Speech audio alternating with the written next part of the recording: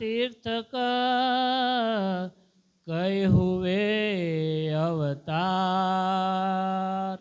किन बोध न मिट्यो विश्व को, हे सखी किए नाही निर्विकार, બ્રહ્મ સૃષ્ટિ લેજિયો સૈયા. જો માઇક થોડુંક દૂર રાખો ને એટલે અવાજ આવશે, પણ આપણા જેટલો જ રહે. હો एते तीन त्रिलोक में भूते बोध सोपान, सबोध जीवोध जागृत ले, हे सखे प्रगटे पूरे नवताना, ब्रह्म सृष्टि ले जियो सैया.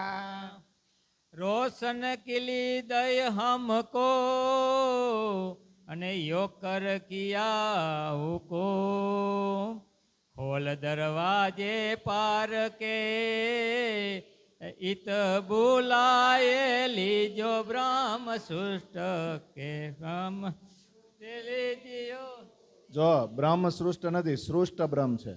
અને પછી નિરાયતે બ્રહ્મ સૃષ્ટ લીજ્યો એમ.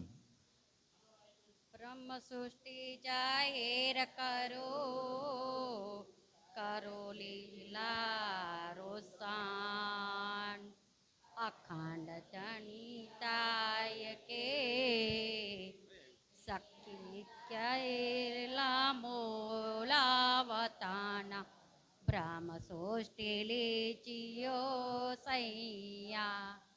अखंड सुख सबन को, होशी चौदे तबाक, सौ बरकत ब्रह्म सृष्टि की, ये पावे दीदार सब हक, ब्रह्म सृष्टि लीजियो सैया. ख्वाब की अकल छोड़ के, कहो अरस के कला, कब का जाहिर करूं, सखिया खंड सुख जेठाम, ब्रह्म सृष्टि ले जियो सैया. दूनी देत जुबा छोड़ के,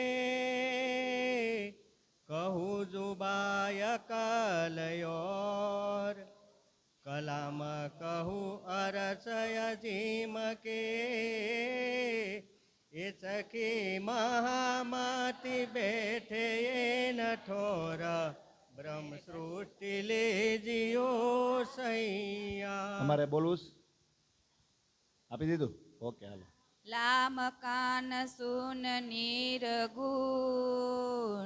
छोड़ फना निरंजन, क्षर अक्षर को छोड़ के, हे सखिए ताको मंगलाचरण, ब्रह्म सृष्टि ले जियो सैया.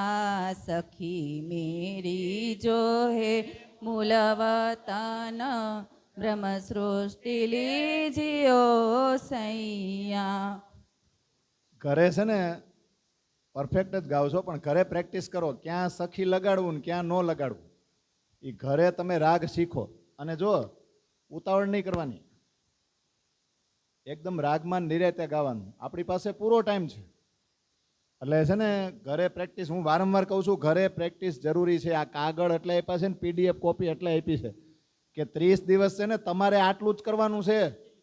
અને બીજું મેં ક્યાં તમને કીધું કે તમે અહીંયા આવીને મોઢે કરીને બોલો, જોયા વગર બોલો એવું કીધું? હકીકતમાં તમારે જોયા વગર હવાય હોતન. જેમ જેમ આ દિવસો વધતા જાય ને એમાં આપણને એવું થવું જોઈએ કે હાલો આજે એ રીતે બોલી. એટલે એ પ્રેક્ટિસ જરૂરી ને વાંચો. એ ઘરે બધું 10 પેજ વાંચો. એમ નથી કહેતો ખાલી ગાવાના છે. એટલે હાલો, ચોપાયું ક્યાંથી છે?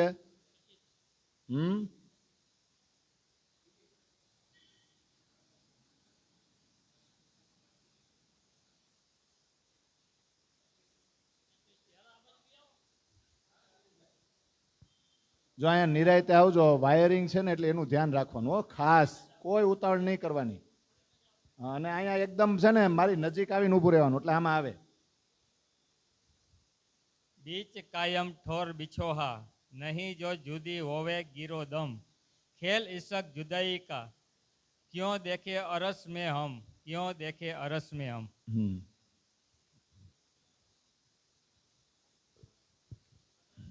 लेने लज्जत इशक वास्ते दई फरमोसी बे खेल हुक्म जो रूहे लेवे बीच दिल के तो देखे इशक खसम तो देखे इशक खसम।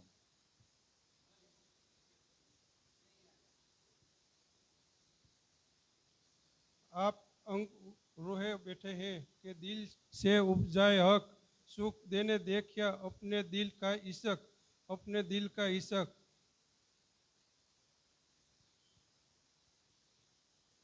आप दे फरामोशी और जगावे भी आप देखाई जुदाई फरामोश में देने ईशक मिला देने ईशक मिला।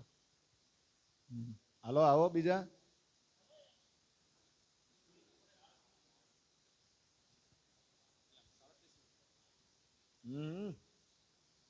કેટલામી ચોપાઈ આવી કયો અરે ભાઈ न माग्या ना दिल उपजा दिल हके उठाया ये तो माग्या खेल जुदाई का देने अपना इशक स्नेह देने अपना इशक स्नेह।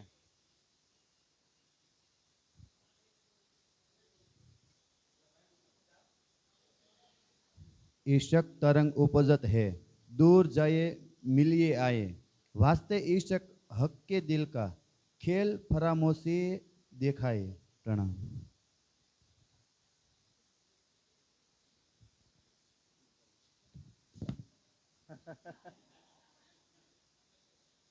સરસ સરસ આવતા રહ્યા બસ નજીક આવતા રહ્યા બસ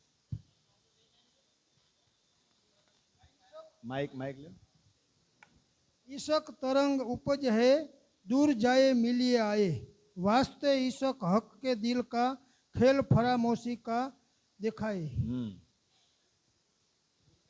જોજો નીચે જોજો વાયરિંગ જોજો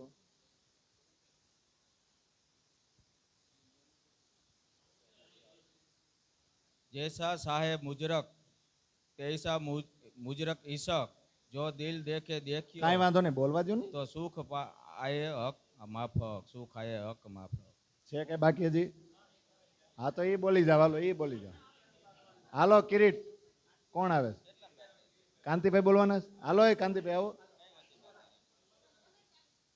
હા હારું હા એ પેડ લઈને આવે હાલો ને વાંધો નહીં આવતા રહીએ ના 39મી બોલો જો 40મી બોલી ગયા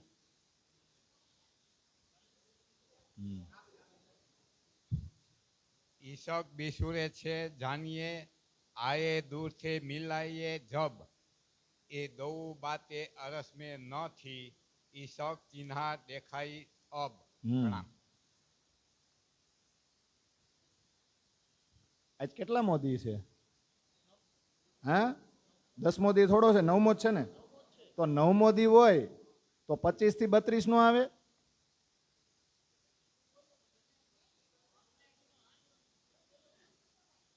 મેં કીધું આ 37મી વચ્ચે કાં બોલે 25 નંબર થી 32 નંબર સુધી બોલવાની હતી હા તો એ ઓલા પાછળ વાળા બેઠા ને 8 જણા આવો હાલો જે હોય હાલો લાઈનમાં આવો 8 જણા જોઈ પાછળથી મને હાલો કરો શરૂ હા 25મા નંબર થી તો પછી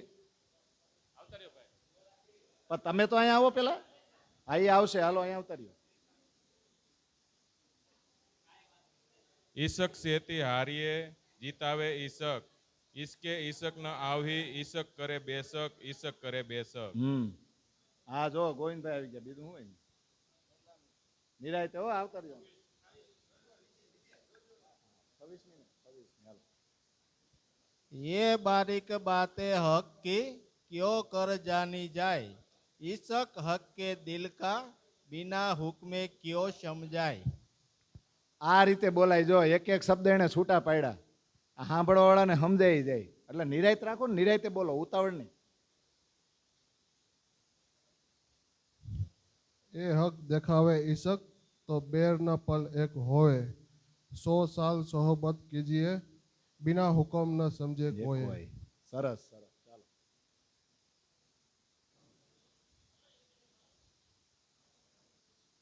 આ ચોપાઈ બોલે ને એટલે તાળીઓના ગડગડાટથી વધાવી લેવાય, કારણ કે એટલી હિંમત કરી અહીંયા આગળ આવીને ઊભું રહેવું ને, શબ્દો નો નીકળે તો કાંઈ નહીં. ये बात हक दिल की निपट बारी से है सोवे बिना इसके दिल हक से जो करे समझे कोई. જોજી માઇક નું ખબર ન હોય, કાગળ આમ થઈ જાય, બધુંય થાય.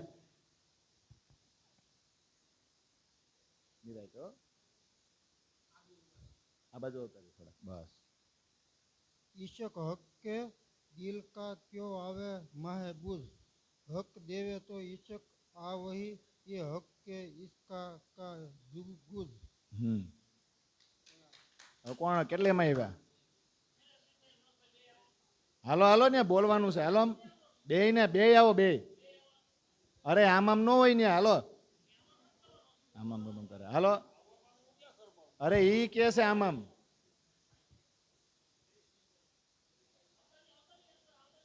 હાલો એ આવવાનું છે. અહીંયા અહીંયા અહીંયા ઉતારી કપીને આવો, એટલે જ લેવાય, મજા આવે. ગામ તમારું હર્ષદું રાખવું જોહે. एक हक का बातूनी इसक तीन इसक आया इसक का बारीक बातन ये बिना पाए इसक हक के इसक न आवे कीन. સરસ, બોલાવી લ્યો. હાલો એ ફટાફટ. અરે હાલો.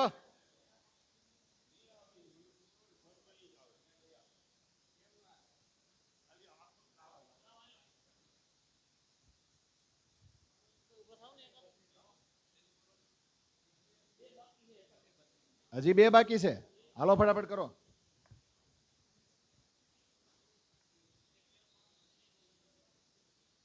ये खेल फरामोशी का इसके किया जो अब तुम कायम इशक में पर ऐसा इशक न कब. જોયું કેટલો કોન્ફિડન્સ આવી ગયો. તો પછી ये खेल फरामोशी का इसक किया जो अब तुम कायम 32 में હારું હારું હાલો, હારું હારું હાલો, કેમ હારું હારું કયો, હારું હારું હારું હારું એમ કયો. ये हमेशा रोहन में रोए भेगे बीस इसक पर इसक ये फरामोशी का जो हक के दिल माफक जो हक के दिल माफक.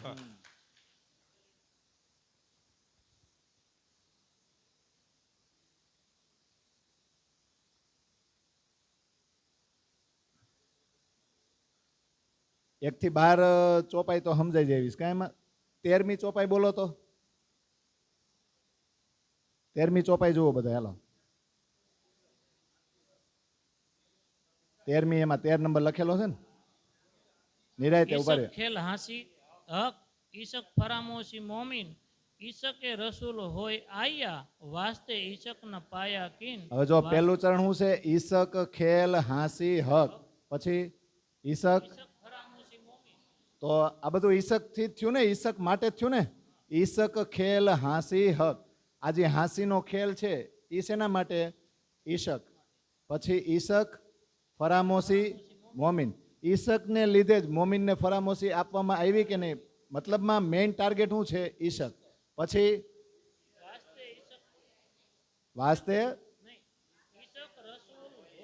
ઈશકે રસૂલ હોય. ઈશક માટે જ, જો પરમાત્મા પોતે જ રસૂલ બનીને જ આવ્યા ને, ઈશક માટે જ સંદેશો આવ્યો ને, ટપાલી બનીને આવ્યો. પછી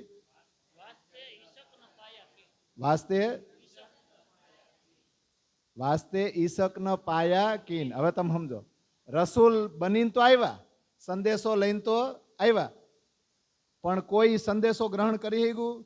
કોઈ સંદેશાને સમજે ગયું? હજી સમજે છે? વાસ્તે ઈશક ન પાયા કે તમે જોજો, એને કહી દીધું છે કે રસૂલ બનીને આવશે, સંદેશો લઈને આવશે, ઈશારાઓ આપશે, સંકેતો આપશે, તોય તમે ભાનમાં આવશો નહીં. હું કામ? તો જવાબ આપી દીધો ચોથા ચરણમાં. વાસ્તે ઈશક ન પાયા. કેમ? આ ખેલ હાંસીનો છે એ ઈશક માટે છે. મોમિનોને સુવડાવ્યા એ ઈશકને લીધે. પછી એને ઉઠાડવા માટે રસૂલ સંદેશો લઈને આવ્યા એ ઈશક માટે. અને પાછા શું કે ખબર? તમને એ સંદેશો સમજાય નહીં, અથવા તો એ સંદેશો તમે લેહોય નહીં, માનશોય નહીં. શું કામ? ઈશકને લીધે. તો કર્યું જ બધું ઈશકને લીધે. પાછા તમે જ હુવડાવો, તમે જ જગાડવો, પાછા અમે માની નહીં એ ઈશકને લીધે. એ શું? એનો મતલબ શું કે ઈશકની ચાપ એણે બંધ જ કરી રાખી. આ બધી ચોપાઈઓ એવી જ છે. જોજો, ઈશકે ભૂલવાડશે ને ઈશકે પાછું યાદ કરાવશે. આવું બધું આગળ આવશે ને એટલે આપણે રોજ એક એક ચોપાઈ એ સમજશો. બાકી બધીની ચોપાઈ તો આપણને સમજાઈ ગઈ છે. આગળની 1 થી 12 અને પ્લસ બીજું બધું જે આપણે બોલીએ છીએ ને બધું સમજાઈ ગયું છે. તો ચાલો આપણે ચર્ચામાં જ આગળ વધીને ક્યાં પહોંચ્યા હતા? એ છેલ્લી ચોપાઈ હું કાલ જે બોલ્યો હતો ને એ તમારે પહેલી ચોપાઈ કરીને બોલવાની, વિતકની. કારણ કે વાર્તા રૂપે બધાને બહુ યાદ હોય. એ 11 વર્ષના થયા અને 3 પ્રશ્ન ઉત્પન્ન થયા. ઘણી નાખ્યું વાર્તા રૂપે. અને એમાંય કદાચ આપણે કાંઈ ન બોલે ને તો એમ કે લે ઓલા વક્તા એ તો બોલ્યા જ નહીં, એ ઘાઈ ગયું આમાં. બોલો, એ ચોપાઈ બોલો જી. કોઈને એમ થયું કે ઘરે જઈને વિતક વાંચી અને એમાં એ મુખ્ય ચોપાઈ છે જ્યાંથી આ ખોજ શરૂ થાય, એ 11 વર્ષની ઉંમર. એ વાણી જ છે હો, વિતક છે એ વાણી જ છે. એ ચોપાઈ કંઠસ્થ કરી લેવાય. કેટલાય વાંચ્યું વિતક? હાલો ઈ કયો તો, કેટલા વાંચે છે? ઊંચો હાથ કરાવી એમ.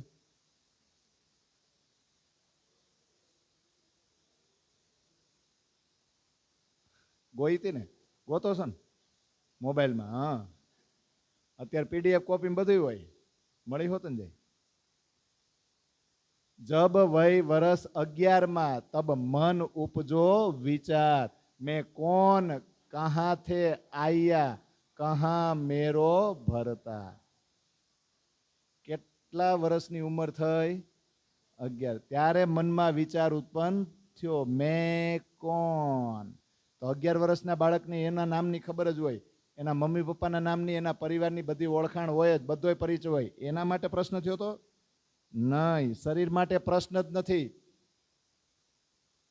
અંદર જે બેઠો છે ઈ કોણ, ઈ ક્યાંથી આવ્યો છે, એનો માલિક ક્યાં રહે છે.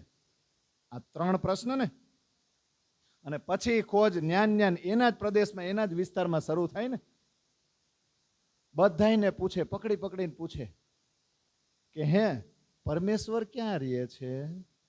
આ આપણને બધાને જેને ઉત્પન્ન કર્યા છે, જેનું સ્થાન આપણા બધા કરતા ઉપર ક્યાંક છે, એ કઈ રીતે મળે, એ ક્યાં રહે છે? એટલે વળી કોઈક એને જવાબ આપે. જે ધાર્મિક ને આધ્યાત્મિક લોકો હોય, જે ધર્મનું જ્ઞાન ધરાવતો હોય, એને જવાબ આપે કે હવે એ તો બધે વ્યાપ્ત છે, બધે વ્યાપક છે, ઘટઘટ વાસી છે. એટલે દેવચંદ્રજીને વળી કોન્ફિડન્સ આવે, લે બધે વ્યાપક છે, ઘટઘટ વાસી છે, તો મળી જ જાય ને, થોડીક જ મહેનત કરવી પડે ને. એટલે જો 11 વર્ષની ઉંમર છે, પણ એક નાનું એવું મંદિર અને પિંગલ શ્યામની મૂર્તિ, ન્યાય રોજ પગે લાગવા જાય, રોજ સવારે વહેલા ઉઠે, પાણીનો લોટો ભરીને જાય, દાંતણને એવું બધું કરે, શરીરને શુદ્ધ કરે, અને પછી મંદિરની પરિક્રમા પ્રદક્ષિણા કર્યા જ કરે ને એક પહોર સુધી એ પ્રદક્ષિણા કરે. અને મનમાં જરાય શરમ રાખે નહીં, શરમાય જ નહીં ને. અને કેવી મહેનત કરે કે મારે એને મેળવવા છે. તો દેવચંદ્રજીની આ નાની એવી ઉંમરમાં આ ભક્તિ કરવાની જે સિસ્ટમ છે ને, એનાથી આપણને શું શીખવા મળે કે ભક્તિ કરવામાં ક્યારેય છે ને શરમાવું ન જોઈએ. તમે શરમાવ ને એ માયાનું આવરણ છે. કારણ કે ભક્તિ અને પાગલપનમાં જાજો ફરક હોય નહીં. એમાં નિષ્ઠા હોવી જોઈએ, રિપીટ રોજનું કરવું પડે. તો દેવચંદ્રજી આવી મહેનત 11 વર્ષની ઉંમરે શરૂ કરી દીધી. અને દંડવત પ્રણામ કરતા ને, પ્રદક્ષિણા કરે ને દંડવત પ્રણામ કરે, સાષ્ટાંગ પ્રણામ કરે. હવે આપણે એમ કે ને દંડવત પ્રણામ. દંડ એટલે લાકડી, અને લાકડી આમ ઊભી હોય, પછી આમ એને પાડી દો તો આખી ને આપણે લાકડીની જેમ જ પડી જવાનું. હાથે આમ હો પાછા સીધા, હાથે આમ હંતાડતા નથી આપણે. તો એનું મહત્વ શું? કેમ આ દંડવત પ્રણામ મહાન છે? આ દંડવત પ્રણામ કરીને એનું આટલું બધું મહત્વ કેમ? કેમ આપણા સંપ્રદાયમાં દંડવત પ્રણામ કરો એવું જ છે?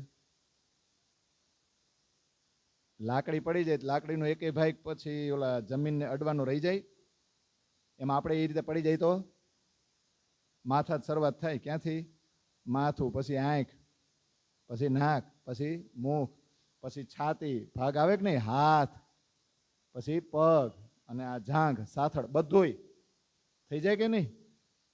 એટલે અહંકાર જ નીકળી જાય, બધા અંગો નમી જાય કે નહીં, એકેય અભિમાન રહે નહીં, પૂરેપૂરો સમર્પણ ભાવ આ દંડવત પ્રણામની અંદર આવી જાય. આ શીખવાડ્યું કોણે? વિતકમાં વાંચો. 11 વર્ષની ઉંમરથી જે આપણા સદગુરુ બનવાના છે, પહેલેથી એની અંદર તારતમ છે, પણ સુસુપ્ત અવસ્થામાં પણ છે. પણ જોજો, સુસુપ્ત અવસ્થામાં ભલે હોય પણ એ જીવ બહુ ઉત્તમ છે અને આત્મભાવથી કામ કરે છે. અને સુરતા ક્યાંની છે? પરમધામની. એટલે અંદર જાગ્રત બુદ્ધિ છે એ અસર તો કરે જ. હજી પોતાને પોતાની ઓળખાણ નથી એટલે તારતમ પ્રગટ નહીં થાય, છે તો ખરા જ. પણ જાગ્રત બુદ્ધિ ક્યાંક ક્યાંક થોડુંક કામ તો કરે ને, દુનિયાથી કાંઈક થોડુંક અલગ કરશે. પૂછવું તો બધાયને છે, પણ એ વિસ્તાર, એ પ્રદેશ કેવો છે જ્યાં પાણીની તંગી છે, એટલે બહુ સાધુ સંતો આવતા નથી, એટલે મૂંઝાય છે. એ મુંજારામાં બીજા 6 વર્ષ વયા ગયા. પણ એ મુંજારામાં એક વાર એ પોતાના પિતાશ્રી મતુ મહેતા સાથે કચ્છ ગયા હતા ને, તો ત્યાં ઘણાય મંદિરો હતા, ત્યાં ઘણાય સાધુ સંતો હતા. એક વાર જોયું હતું ને, તે ઈનું ઈ જ એના મનમાં ચાલ્યા કરે કે ગમે એમ કરીને કચ્છ જાઓ, ત્યાં જાઓ ને તો ત્યાં મારા પ્રશ્નોનો જવાબ મળે. પણ આમાં બીજા 6 વર્ષ વયા ગયા. અને જેમ જેમ ઉંમર વધતી જાય એમ સમયે કચ્છ જવાની ઈચ્છા એની તીવ્ર થતી જાય, વધતી જ જાય.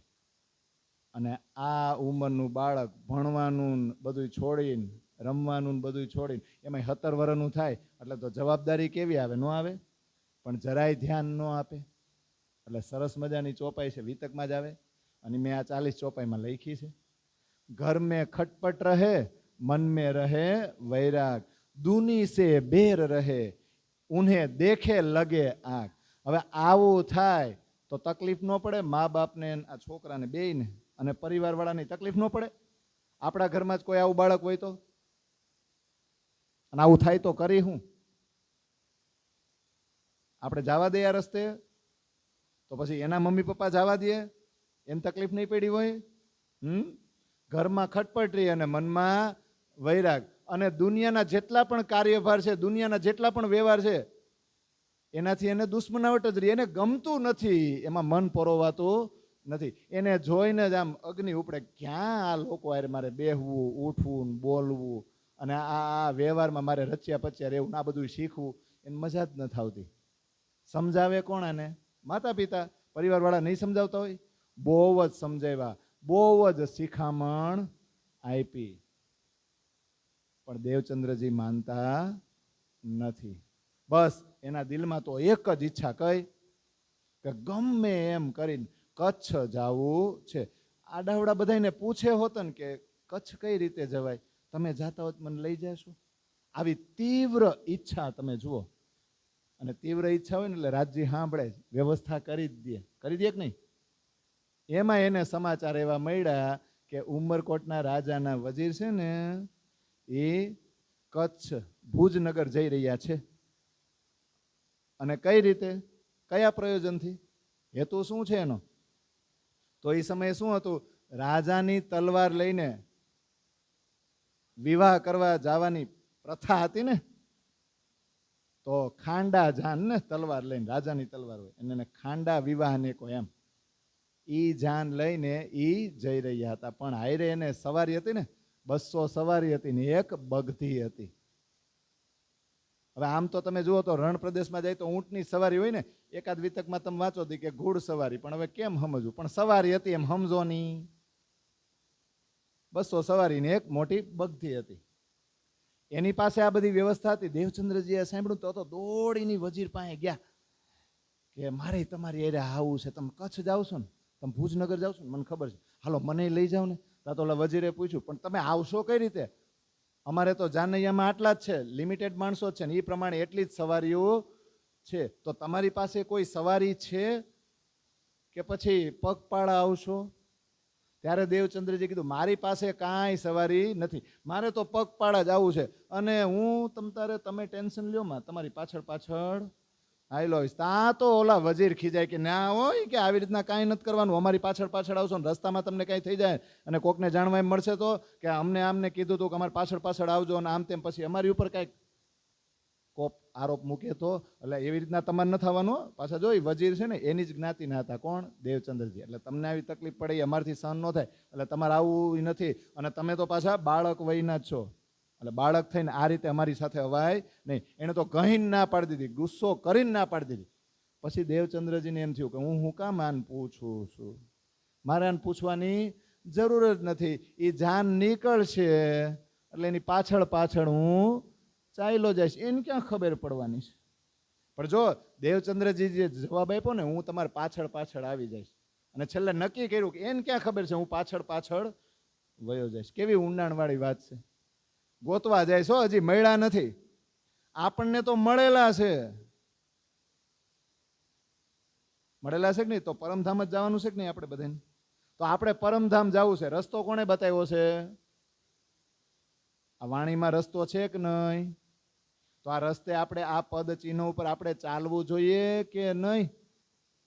પણ જો દેવચંદ્રજી જેમ રેતીલા પ્રદેશમાં જાહે અને રેતીના ઢગલા અહીંથી ઉડે ને અહીંયા જાય ને પગલા ન હુજે આગળવાળાના, એમ આપણે બધા માયાવી મરુસ્થળમાં જ છે કે નહીં? પરમધામ જવાનો રસ્તો છે ખરા, પણ પગલા દેખાઈશ જેમ એને નથી દેખાતા ને એમ આપણને દેખાતા નથી. ચાલવું તો આપણે જ પડશે. દેવચંદ્રજીનો આ પ્રસંગ શું શીખવાડે છે? એકલાને શરૂઆત કરવી પડશે. કોઈ વાહન આ દુનિયામાં એવું નથી બન્યું કે એ વાહનમાં બેહીને તમે પરમધામ પહોંચી શકો. તમારે જાતે જ ચાલવાનું છે. તમારી મહેનત, તમારી લગન અને પરમાત્મા ઉપરનો તમારો વિશ્વાસ, એના સિવાય તમને પરમધામ કોઈ પહોંચાડી શકે નહીં. આ દેવચંદ્રજી અહીંયા કરીને બતાવ્યું મારે જવાનું જ છે, મારે કોઈના સપોર્ટની કોઈ જરૂર નથી. એમ કરીને તો ઘરે આવતા રહ્યા, તૈયારીમાં લાગી ગયા કે નહીં? હવે તૈયારી શું કરી ની તમે મને કયો? આટલા વર્ષોથી આપણે તૈયારી કરી.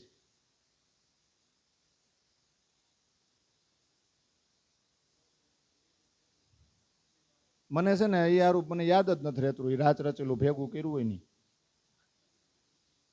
અત્યાર સુધી શું છે, બીજા બધા જ આપણું કરી દીધું હોય ને, આપણે જ કંઈ કર્યું ન હોય, એટલે આપણને યાદ ન રહે. પણ જો નાનું એવું બાળક છે, પણ છે તો વેપારીના દીકરા ને, બધી ખબર પડે. હો, આપણને એમ થાય દેવચંદ્રજીને આ સંસારમાં એને મન નહોતું લાગતું. આમાં કેમ બધું મન લાગતું હતું?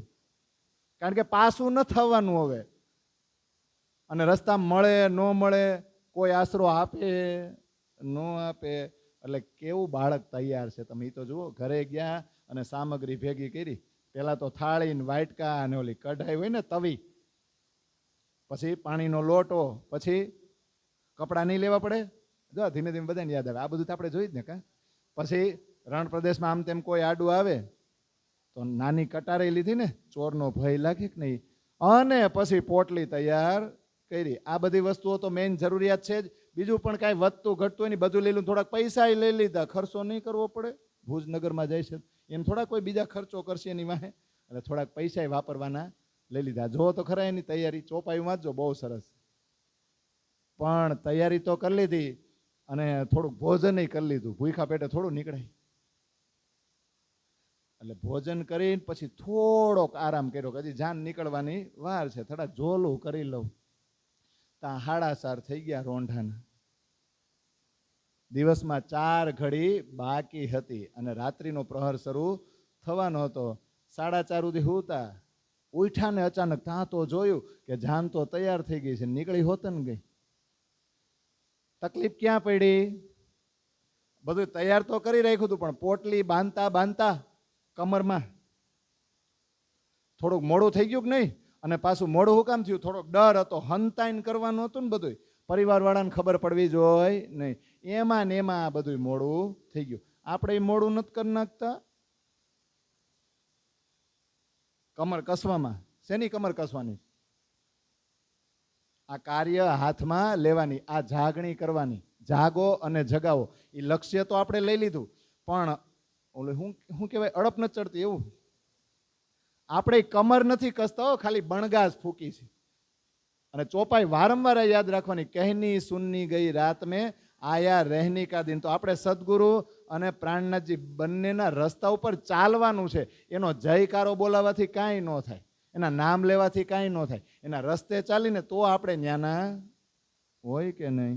તો આપણે એ કમર કસતા છે ને વાર લાગી જાય છે ને. અને પ્રોબ્લેમ ક્યાં છે? માયા પાસે 13 હથિયાર છે ને, રાસમાં નથી બોલતા, એના આવુદ અમૃત રૂપ રસ, એની પાસે 13 છે, આપણી પાસે 14 છે. એનાથી એક વધારે છે તોય હારી જાય એની અમે. શું કામ?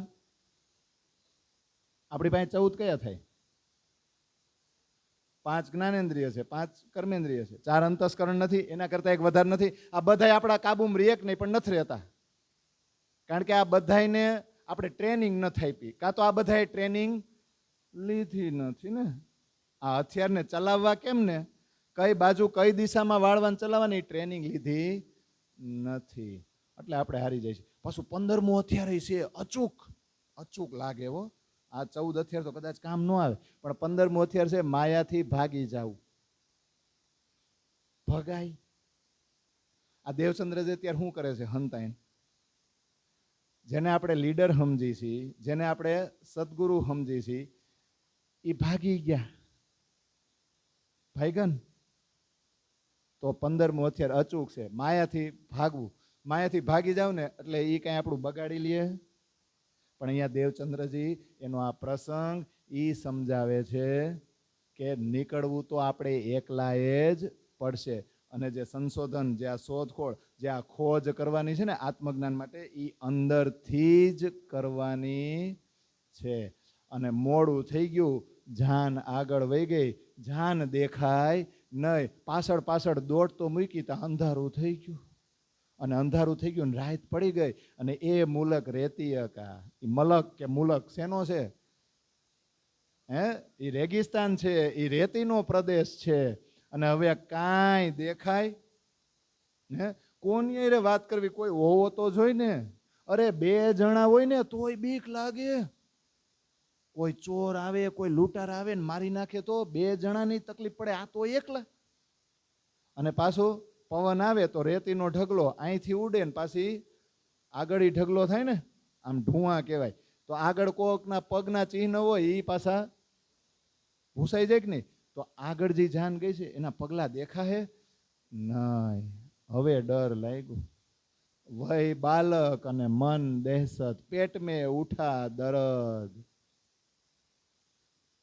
આગે પછી કઈ દેખાય? આગળ પાછળ કઈ દેખાય ને હવે? ના જાને આગે પીછે કોણ જાગા હે સરહદ. આ ચોપાઈ તમે વાંચો ક્યારેક ક્યારેક, આ ચોપાઈ વાંચવાની કે હે કોણ જગા સરહદ, એને ખબર જ નથી. ના જાને આગે પીછે, આગળ પાછળ શું છે એને કઈ ખબર નથી. અને ઉંમર કેવી છે બાળકની. અને દહેશત એટલે ડર ઉત્પન્ન થયો મનમાં. મનમાં ડર ઉત્પન્ન થયો. અને પેટમાં દુખાવો ઉત્પન્ન થયો કે નહીં? કારણ કે આગળ પાછળ ક્યાંય દેખાય નહીં, સરહદ દેખાતી નથી, બધે રેતી રેતી રેતી રેતી રેતી. હજી તોય ડરતા હતા કે આવામાં કોઈ ચોર આવે તો નક્કી મને મારી જ નાખે. હજી તે આવો વિચાર કરતા હતા ને પરસેવો વળી ગયો ને ડર લાગતો હતો.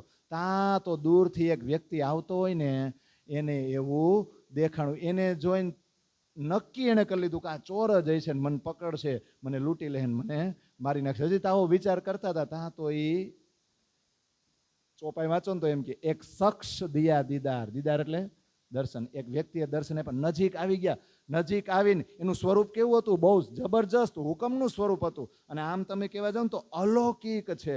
એ ત્યારે ભલે ખબર ન હોય, પણ લાલદાસજી પન્નામાં બેસીને લખે છે કે આપણા રાજજી મહારાજ જ હતા. અને જો ચોર નથી, એ સિપાઈ વેશે આવ્યા છે. સિપાઈ હંમેશા રક્ષણ જ કરે. પણ બાળકના મનમાં એમ છે કે ચોર છે. સ્વરૂપ કેવું છે કા? મુખ ઉપર દાઢી, પછી એના કમરમાં કટારી તલવાર છે અને હાથમાં બરછી. આમ હું પકડું એટલે તમારે સમજી જવાનું ભાલું બરછી છે ને. આવો સરસ મજાનો વેશ ધારણ કરીને એ રાજજી મહારાજનું હુકમનું સ્વરૂપ છે. એ સામે આવીને ઊભું રહ્યો અને તરત જ એમ કીધું, તારા કમરમાં જે ઓલું નાનું કટાર છે ને, ચપ્પુ લાવો કાઢો, મને આપી દો. તા તો ખબર પડી ગઈ કે નક્કી આ ચોર જ છે ને મને લૂંટી લે ને મને મારશે. પણ મનમાં કાંઈ હુઈજું નહીં, શુદ્ધ બુદ્ધ ગઈ, કટાર ખોલીને તરત જ આપી દીધી. એટલું આપ્યું ને એમ કે ઓલી જે હવે હું ગાંઠડી પોટલી બાંધી છે ને એ મને આપી દો, નક્કી હવે તો પૂરું થઈ ગયું, આ મને લૂંટી જ લેવાના છે. પણ કાંઈ બોલે નહીં, બધું જ આપી દીધું. અને પછી પોતાની પાસે જે પીછોરી હતી ને સિપાહી પાસે, એ પીછોરી કાઢી અને પીછોરી પાયથરી અને દેવચંદ્રજીને શું કીધું, હાલો હુઈ જવાની ઉપર. હવે કેવો ડર લાગે, જેવા વિચાર આવતા હતા એવું જ સામેથી આ વ્યક્તિ કરાવે છે. જેવા હુડાવ્યા પછી તો દેવચંદ્રજી કાંઈ બોલે નહીં, પણ હાથમાં જે બરછી હતી ને બરછી આમ ખોયડી, એક હાથ એમાં અને પછી એક હાથ કે પગ. જોજો દેવચંદ્રજીને હુડાવ્યા છે, હવે એની એક જાંગ એક સાથળ ઉપર પેલા પગ મૂક્યો અને ભાર દીધો. આમ બરછી એટલે ભાલાને એમ પકડવું હોય ને, અને ભાર દીધો, એક સાથળ ઉપર ભાર દીધો. અને પછી પૂછ્યું, જે દુખે છે ને પેટમાં એ ઓછું થયું કે નહીં? એ કે ઓછું થયું છે પણ હજી થોડુંક દુખે છે. તો પાછી બરછી આમ ટાઈટ પકડી, એમાં ભાર દે અને બીજા પગથી બીજા સાથળ ઉપર ભાર દીધો. અને પછી કીધું હવે તા તો દેવચંદ્રજીને હાવ હારું થઈ ગયું, પેટમાં જરાય દર્દ રહ્યું ને, એને તરત જ સફાળા બેઠા થઈ ગયા. પછી શું કર્યું? જોજો, જે પીછોરી પાયથરી હતી ને એ કમરે બાંધી દીધી. કોની કમરે? દેવચંદ્રજીની કમરે એ પીછોરી બાંધી દીધી. અને દેવચંદ્રજીની જે પોટલી હતી ને એ પોતાની પીઠ ઉપર લઈ લીધી. આવું દ્રશ્ય થયું, આવો પ્રસંગ બન્યો એટલે દેવચંદ્રજીને એમ થયું, લે મને ઊભો તો કરી દીધો, મારશે નહીં. પણ હવે એવું લાગે છે કે મારી પોટલી એણે લઈ લીધી છે એટલે ગમે ને એની ઘરે લઈ જાહે એના દેશમાં, અને આ મને ગુલામ બનાવશે અને હવે કોણ જાણે કેવા કામ કરાવશે. પણ જો હાથ પકડી લીધો ને અને બે હવે હાલતા જાય ને વાતું કરતા જાય. બાળકનો ડર દૂર કરવો પડે એમ છે. એટલે પૂછ્યું, તાર નામ શું? તાર મમ્મીનું નામ શું? તાર પપ્પાનું નામ શું? ઘરમાં પરિવારમાં બીજા કેટલા સભ્યો છે? ધીમે ધીમે ધીમે આમ પૂછતા જાય એટલે બાળકનો ડર દૂર થતો ગયો, જવાબ આપતા જાય. પછી આગળ વધ્યા કે તમારા દેશનું નામ શું? ગામનું નામ શું? ત્યાં રાજા છે એ કોણ છે? એનો વજીર છે એ કોણ છે? અને એનો કાર્યભાર કેવો છે? કેવો વહીવટ કરે છે? કઈ દુઃખ તો નથી દેતા ને? બરાબર છે ને? આવું બધું પૂછતા ગયા. દેવચંદ્રજી જવાબ આપતા જાય આપતા જાય આપતા જાય. જો થોડીક રાત બાકી હતી તો ઓલી જાન જ્યાં પહોંચી હતી ને ત્યાં નજીક પહોંચી ગયા. અને જાન દેખાય છે કોને? દેવચંદ્રજી તો વાતુના જવાબ દેવામાં મસ્ત છે, મગ્ન છે. પણ જાન દેખાણી કોને? જે સિપાહી વેશ છે ને. એટલે તરત જ એને શું કીધું? લાવો મારી પીછોરી અને લ્યો તમારી પોટલી, હાલો લઈ લ્યો. અને પછી એમ કીધું, આ લ્યો તમારી કટાર. અને કટાર આપીને કીધું, જો તારે જેને ગોતવા હતા ને, જે જાનની સાથે તારે થાવું હતું ને, જો એ બધા રહ્યા. કટાર આપીને ખાલી આટલું કીધું ને, અને દેવચંદ્રજીની નજર ગઈ અને પાછું વળીને જોયું. થેન્ક યુ કેવા, કે થેન્ક યુ કેવું પડે ને, થેન્ક્સ. તા તો પાછળ વળીને જોયું તો મેરા કિન્ને પકડાતા હાથ, કે મારો હાથ પકડો તો કોણે? તા તો એ સ્વરૂપ અદ્રશ્ય થઈ ગયું. અને પછી બહુ વિલાપ કર્યો, બહુ દુઃખ થયું કે તે કીક મેરા ખાવંદ, આ મારો ધણી હતો, આ હું જેને ગોતું છું ને એ જ હતો. અને જ્યારે જ્યારે મને સંકટ પડશે, જ્યારે જ્યારે મને તકલીફ પડશે તો એ મારા માથા ઉપર ઊભો જ છે, ખડે પૈગે ઊભો છે, એવો એને વિશ્વાસ આવી ગયો. અને હવે વાંધો નહીં, ભલે અત્યારે વયા ગયા પણ મારી હજરા હજુર જ છે, એટલે હું એને ગમે એમ કરીને ગોતી લઈશ. એટલે દેવચંદ્રજીને આનંદ એવો નહીં તો આપણે હળી કાઢે કે નહીં, દોડતા દોડતા, હવે તો જાન દેખાય જ છે, તરત જ એની પાસે પોગી જાવ. એ દોડતા દોડતા જાય તો સામેથી ઓલા આગ પ્રગટાવતા હોય ને, બધું મસાલને એવું મૂક્યું હતું ને, તો એ બધાને એમ થયું સામેથી કોઈક દોડતું દોડતું આવે છે. તો દૂરથી રાયડું નાખીએ, એલા કોણ આયલું આવે છે? દેવચંદ્રજી કીધું, અરે બીજો કોઈ નથી, કોઈ અજાણ્યો નથી, અરે એ તો હું છું, હું દેવચંદ્રજી. દેવચંદ્રજી ભાવ નજીક ગયા ને ત્યારે ઓલા બધાએ ઓળખા. તો બધાએ ઓળખા ને તો બધાએ આશ્ચર્યચકિત થઈ ગયા, બધાએ અચંભામાં પડી ગયા, બધાએ દંગ રહી ગયા કે આ તમે પોઈગા કઈ રીતે અહીંયા અમારી સુધી? અમે તમને પાછળ ક્યાંય નહોતા જોયા, કઈ રીતે આવ્યા? સાચું કયો? એ કે બસ તમારી પાછળ પાછળ હાલ્યો આવ્યો, પણ મારી સ્પીડ બહુ હતી, વાયુ વેગે હું તમારી પાછળ પાછળ હાલો. કોઈને વિશ્વાસ થાય? પણ ઠીક, સારું પહોંચી ગયા ને તો સારું, હાલો બેહો અહીંયા. એટલે હવે ત્યાં વાતાવરણ કેવું હતું, ત્યાં પરિસ્થિતિ કેવી હતી, કેવું દ્રશ્ય હતું? બહુ સરસ લખે છે. બધાય તંબુ તાણે કે નહીં, થોડીક ત્યાં આરામ કરવાની વ્યવસ્થા કરવી પડે કે નહીં, થોડીક હુવાની, પછી હવાર પડે એટલે ધીમે ધીમે હાલતા થાય. એટલે ઘણા આમ ખોદે ને પછી લાકડા ને એવું મૂકે, પછી તંબુ તાણે ને એવું કરી રહ્યા હતા. ઘણા ઓલી અસવારી હોય તો એને બાંધતા હતા, ઘણા આગ પ્રગટાવે કે નહીં, રસોઈને બધું નહીં કરવું પડે અને થોડુંક અજવાળું કરવું પડે ને, આવું બધું દ્રશ્ય હતું. દેવચંદ્રજી આ રીતે ત્યાં પહોંચી ગયા અને પછી રસોઈ તૈયાર થઈ ગઈ એટલે ઓલા વજીરે કીધું દેવચંદ્રજીને, હાલો તમે અમારી હારે જમો, અને અથવા તો અમારી પાસે કાચો માલ છે એ લઈ લ્યો, કાં અમારે જમો. એટલે દેવચંદ્રજીએ કીધું નહીં, હું મારી રસોઈ મારી જાતે જ બનાવીશ. તો એ કે વાંધો નહીં, અમારી પાસે કાચો માલ પડ્યું છે, કાચું પડ્યું છે, એ લઈ જાઓ.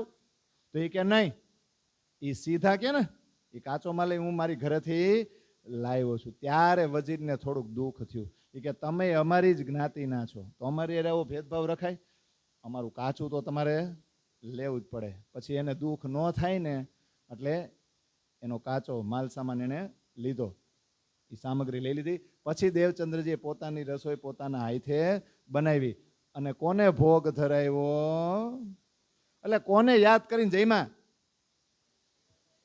ધરાવ્યો, ભલે ને ગમે એને, ખાધું કોણે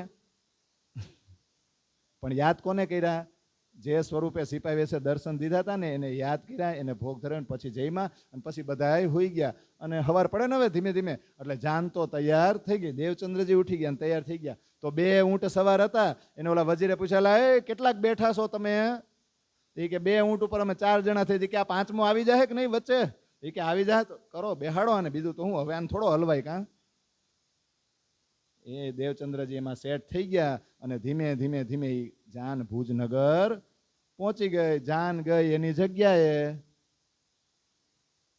અને આ બાળક દેવચંદ્રજી પોતાની ખોજ કરવા લાગી ગયા. તમે વિચારો તો ખરા, પેલા એને ઉતારો ન ગોઈતો, અને આપણે ક્યારેક ક્યારેક આપણને કંટાળો હોય ને કે આ બધા પ્રસંગ દર વર્ષે આ સાંભળવા, એ નહીં સાંભળવાનો હોય ને આમાં કે બીજું હોય.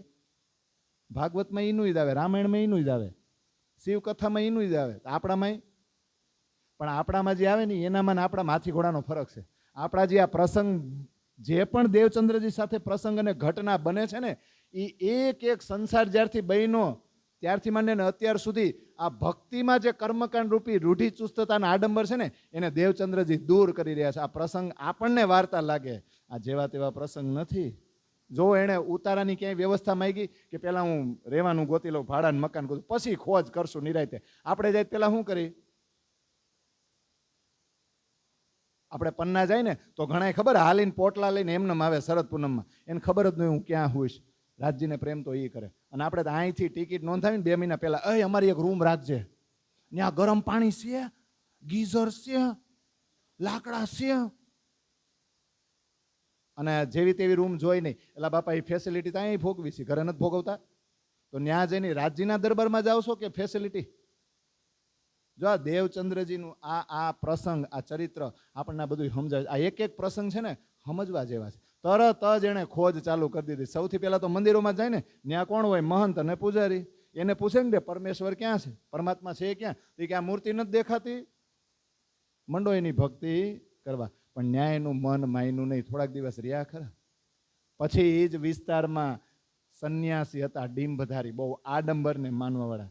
એવા સંન્યાસી ગોઈતા અને સંન્યાસીને જઈને પૂછ્યું. સંન્યાસી કે એમ નહીં, તમારે અમારી પાસે છે ને અમુક સમય રહેવું પડે, અમે તમને નામ સુમરન દઈ, એ મંત્રનો જાપ કરો, પછી અમારી ચર્ચામાં બેસો, પછી અમે તમને કહી, એમ ધીમે ધીમે તમને અહેસાસ થાય, એમ તમને વિશ્વાસ આવે. તો મંત્ર લઈ લીધો, નામ સ્મરણ લઈ લીધું, એ દત્તાત્રેયની ચર્ચા કરે એ સંન્યાસીઓ, પણ મનમાં વિશ્વાસ બેઠો નહીં કે અહીંયા મજા આવે એવું નથી. પછી કનફટે સાધુ હોય ને, એ સાધુઓને ગોઈતા. કેવા સાધુઓ કે ન્યા જે બધાય રાજ દરબારના લોકો હોય કે નહીં, મોટા મોટા રાજકુમારો, એ બધાયના એ ગુરુ હતા, એને ગોઈતા. એની પાસે રહ્યા કેટલાય સમય સુધી. પણ ત્યાં પણ ખબર પડી કે આત્માને સાક્ષી પૂરે ને એવું જ્ઞાન તો આની પાસે નથી. પછી વૈરાગી, કાપડી, કલંદર સાધુઓને પકડ્યા. જોજો આ બધાય સાધુઓને પકડ્યા, એની પાસે રહ્યા. પણ પછી એને ખબર પડી કે આ બધા વૈરાગી ને કાપડી સાધુઓ છે ને એ ખુદ ઇન્દ્રિયોને વશ કરી શક્યા નથી. એ ઇન્દ્રિયોના બંધનમાં છે, તો મને કઈ રીતે છોડાવશે? એટલે ત્યાંથી નહીં નીકળી ગયા. પછી તો હાવ ક્યાંયથી ન મળ્યું તો મસ્જિદમાં ગયા, મુલ્લા પાસે બેઠા, એને પૂછ્યું, ન્યાય એને સંતોષ થયો નહીં. પછી તો કેટલાય બ્રાહ્મણોને ગોઈતા, કેટલાય વેશધારીઓને ગોઈતા. લાલદાસજીએ બધું લખી દીધું, કઈ ભેષ બ્રાહ્મણો અને વેશધારી બધા ગોતી લીધા, બધાને પૂછ્યું, પણ આત્માને ક્યાંય શાંતિ મળે નહીં. પછી મળે ક્યાં?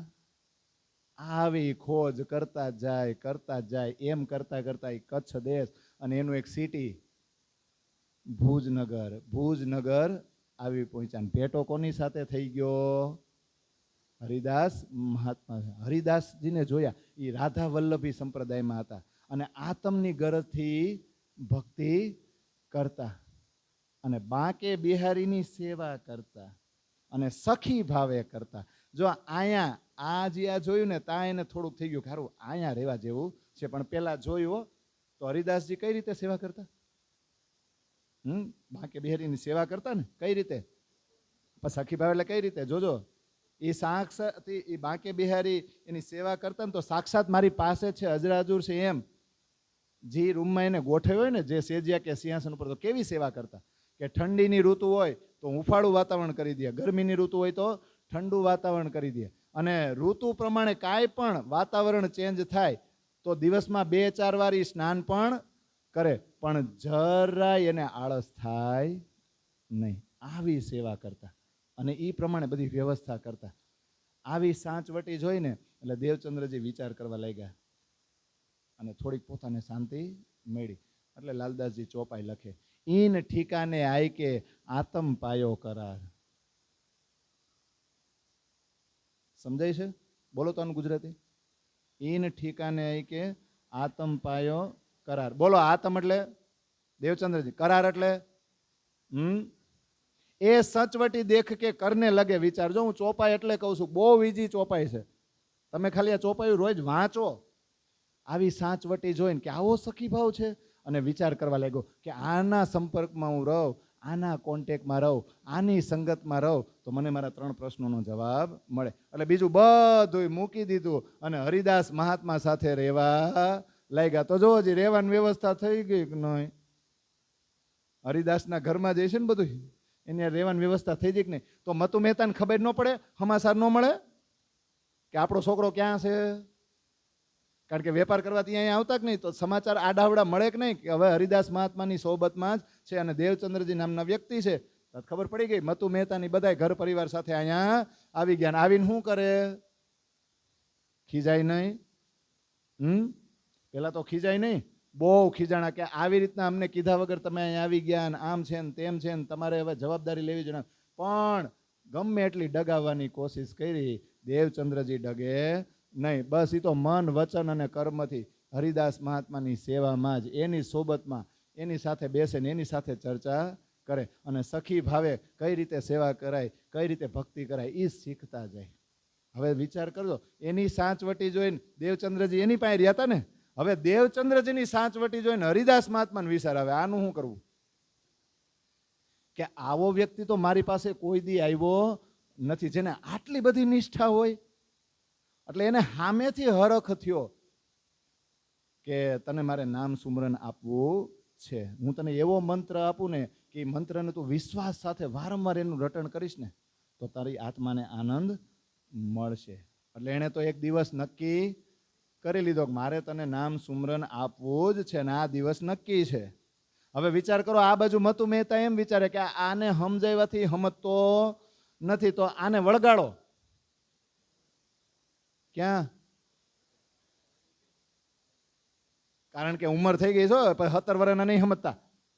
એ હું પાછળ કહીશ કે 17 થી 21 વર્ષ સુધી કચ્છ દેશમાં ખોજ કરી, 4 વર્ષ, અને વિવિધ મતાંતરો પાસે ગયા, વેદ ઉપનિષદ અને આપણા શાસ્ત્રોનું અધ્યયન કર્યું છે. એમાં 4 વર્ષ વયા ગયા. જાય કે ન જાય? એવું એક ચર્ચા આવે છે, એ હું તમને વચ્ચે કહી દઉં કે ઘણા એમ કહે છે કે 1.5 વર્ષ અધ્યયન કર્યું, પણ 1.5 વર્ષ ખાલી બ્રાહ્મણો પાસે જ રહ્યા હતા, પણ બીજા બધા નહોત મળ્યા. સંન્યાસી, કાપડી, કનફટે બધાને થઈને ટોટલ 4 વર્ષ થાય, પણ અધ્યયન બહુ સરસ થઈ ગયું. અને એવું ઘણા એવું કહે છે કે હરિદાસ મહાત્માને મેળાઈ પેલા 4 વર્ષ અહીંયા ખોજ કરી ને, 21 વર્ષની ઉંમર થઈ ગઈ, તો વિચાર્યું હતું એણે, શું વિચાર્યું હતું કે વેદોનું નહીં કેવું જ્ઞાન મેળવ્યું હતું કે વેદો પેલા છે ને વેદોનું જ્ઞાન સંભળાવવામાં આવતું બોલીને, એટલે એને શ્રુતિ કહેવાતું. પછી વેદ વ્યાસે લખ્યું એટલે એનું નામ પડી ગયું વૈદિક. તો વેદ વ્યાસે 17 પુરાણોની રચના કરી, પણ સંતોષ થયો તો, શાંતિ મળી હતી. પણ નારદજીના કહેવાથી પૂર્ણબ્રહ્મ પરમાત્મા અનાદિ અક્ષરાતીતે જે વ્રજ અને રાસની લીલા કરી હતી, એ વ્રજ અને રાસની લીલા શેમાં છે? શ્રીમદ ભાગવત. એ નારદજીના કહેવાથી વ્રજ રાસ લીલા સાથેની શ્રીમદ ભાગવત મહાપુરાણની રચના થઈ. પછી વેદવ્યાસને સંતોષ થયો તો આ વાત એણે સાંભળી કોણે? દેવચંદ્રજી આ ખોજ કરતા કરતા કે હારું ભાગવતનું જ્ઞાન તો મારે સાંભળવું જોઈએ. એમ કરતા કરતા એણે ખોજ કરી હતી. જો વિચાર આવી તો જુઓ રાજજી મહારાજ કેવું ગોઠવે.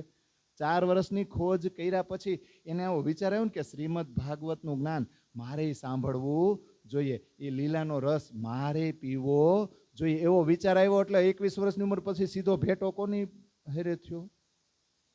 જોઈ વ્રજરાસ તરફ જાય છે ધીમે ધીમે, એટલે તરત જ હરિદાસ મહાત્માનો ભેટો થઈ ગયો કે નહીં? એટલે ઉંમર 21 વર્ષની થઈ ગઈ છો, અને પાછા ન્યા રહે છે. એટલે 21 થી 26 વર્ષ સુધી આ 5 વર્ષ હરિદાસ મહાત્મા પાસે રહેશે. તો ઉંમર લાયક નહોતા થઈ ગયા, તો આ બાજુ વિચારે કે નહીં મતું મહેતા કે આને વળગાડો એટલે કે આના જો લગ્ન કરી દઈ ને તો પરિવારની સંસારની થોડીક જવાબદારી આવે, અને પછી થોડોક એમાં રચ્યો પચ્યો રહે તો આમાંથી છૂટે. એટલે એણે નક્કી કરી નાખ્યું, એક જગ્યાએ નક્કી કરી લીધું. દેવચંદ્રજીને જોવાય ન લઈ ગયા, દેવચંદ્રજીની દીકરી બતાવી નથી, નક્કી કરી લીધું. જોજો લગ્ન નક્કી કરી લીધા, તમે જોત ખરા. અને હગાઈ ને એવું નહીં, કાંઈ નહીં, જલ રૂપિયો નાળિયેર સીધા લગ્ન. મતુ મહેતાને ઉતાવળ કેવી છે કે આને જલ્દી વળગાડો, નકર આપણે હેરાન થઈ જાવ. અને આ બાજુથી હરિદાસ મહાત્માને એમ છે કે હું તને નામ સુમરન આપું, અને દેવચંદ્રજીને ઉતાવળ છે કે હું તમારી પાસેથી નામ સુમરન લઉં. હવે જુઓ તો ખરું, બનવા જોગ તો જુઓ, 2 દિવસ એક જ, જે દિવસ લગ્નનો નક્કી કર્યો હતો એ દિવસ નામ સુમરન લેવાનો નક્કી કર્યો હતો, મંત્ર લેવાનો દિવસ એ જ હતો. પણ રાધાવલ્લભી સંપ્રદાયમાં હતું શું કે મંત્ર જ્યારે લ્યો ત્યારે ભદ્રવેશ થઈને આવવાનું, એટલે ટકો કરાવવાનો ઠીક, પણ સંન્યાસી વેશ પહેરવાનો એવું ને, એ કે આવો ભદ્રવેશ ધારણ કરીને આવવો પડે, મુંડન કરાવીને આવવાનું ના રીતે તો મળે. હવે પેલા આવ્યા ક્યાં? લગ્ન કરવાના હતા ન્યા ન ગયા, સારું થયું ન ગયા. પેલા આવ્યા ક્યાં? હરિદાસ ઘરે પછી જાહે, એ પછી બાકીનું લડી લે. પેલા ક્યાં આવ્યા? હરિદાસ મહાત્મા પાસે આવ્યા, અને હરિદાસ મહાત્માએ પછી પૂછ્યું, ભદ્રવેશ તો ધારણ કરી લીધો હતો, પણ એ કે પેલા ક્યારેય કોઈની પાસેથી મંત્ર લીધો છે? આ કોણે પૂછ્યું? હરિદાસ મહાત્માએ. જોજો પ્રસંગો અહીંથી શરૂ થાય છે. તો એ કે હા લીધો છે ને, હું ખોજ કરતો હતો ને તે સંન્યાસી મળ્યા હતા, એની પાસે મેં નામ સુમરન લીધું હતું. તો હરિદાસે શું કીધું? એ કે કામ કરો, એ જે નામ સુમરન છે ને એક ચિઠ્ઠીમાં લખો, પછી એક રોટલી વણો ને, એ રોટલી મૂકો ને પકવો, અને એ રોટલી બની જાય એટલે એ રોટલી સંન્યાસીને ખવડાવી આવો. બીજાને નથી ખવડાવવાની, આ વિતક વાંચજો.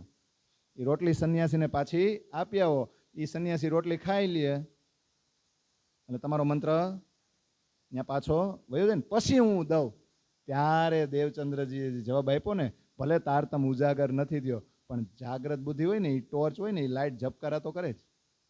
તરત જ દેવચંદ્રજીએ શું જવાબ આપ્યો કે તમે સાંભળો, એ મંત્રમાં તાકાત હઈ છે, જે સંન્યાસી પાસેથી લીધો હતો એમાં તાકાત હઈ છે, તો તમારો નહીં ટકે, અને તમારામાં તાકાત હઈ છે અને એનું જો હું સ્મરણ કરવા માંડીશ તો એનો ટકશે નહીં, ઓટોમેટિક બહાર નીકળી જાય. આટલું સાંભળ્યું તો હરિદાસ મહાત્માએ કાંઈ વિચાર્યું જ નહીં, તરત જ શું કીધું? ભજમન શ્રી કુંજ બિહારી વૃંદાવન નિત્ય વિલાસ, તરત જ આપી દીધું. લ્યો હવે કરો તો આનો અર્થ, ભજમન શ્રી કુંજ બિહારી વૃંદાવન નિત્ય વિલાસ એટલે શું થાય? આવું ચોપાઈમાં આવે છે, મારા ઘરનો નથી આપ્યો.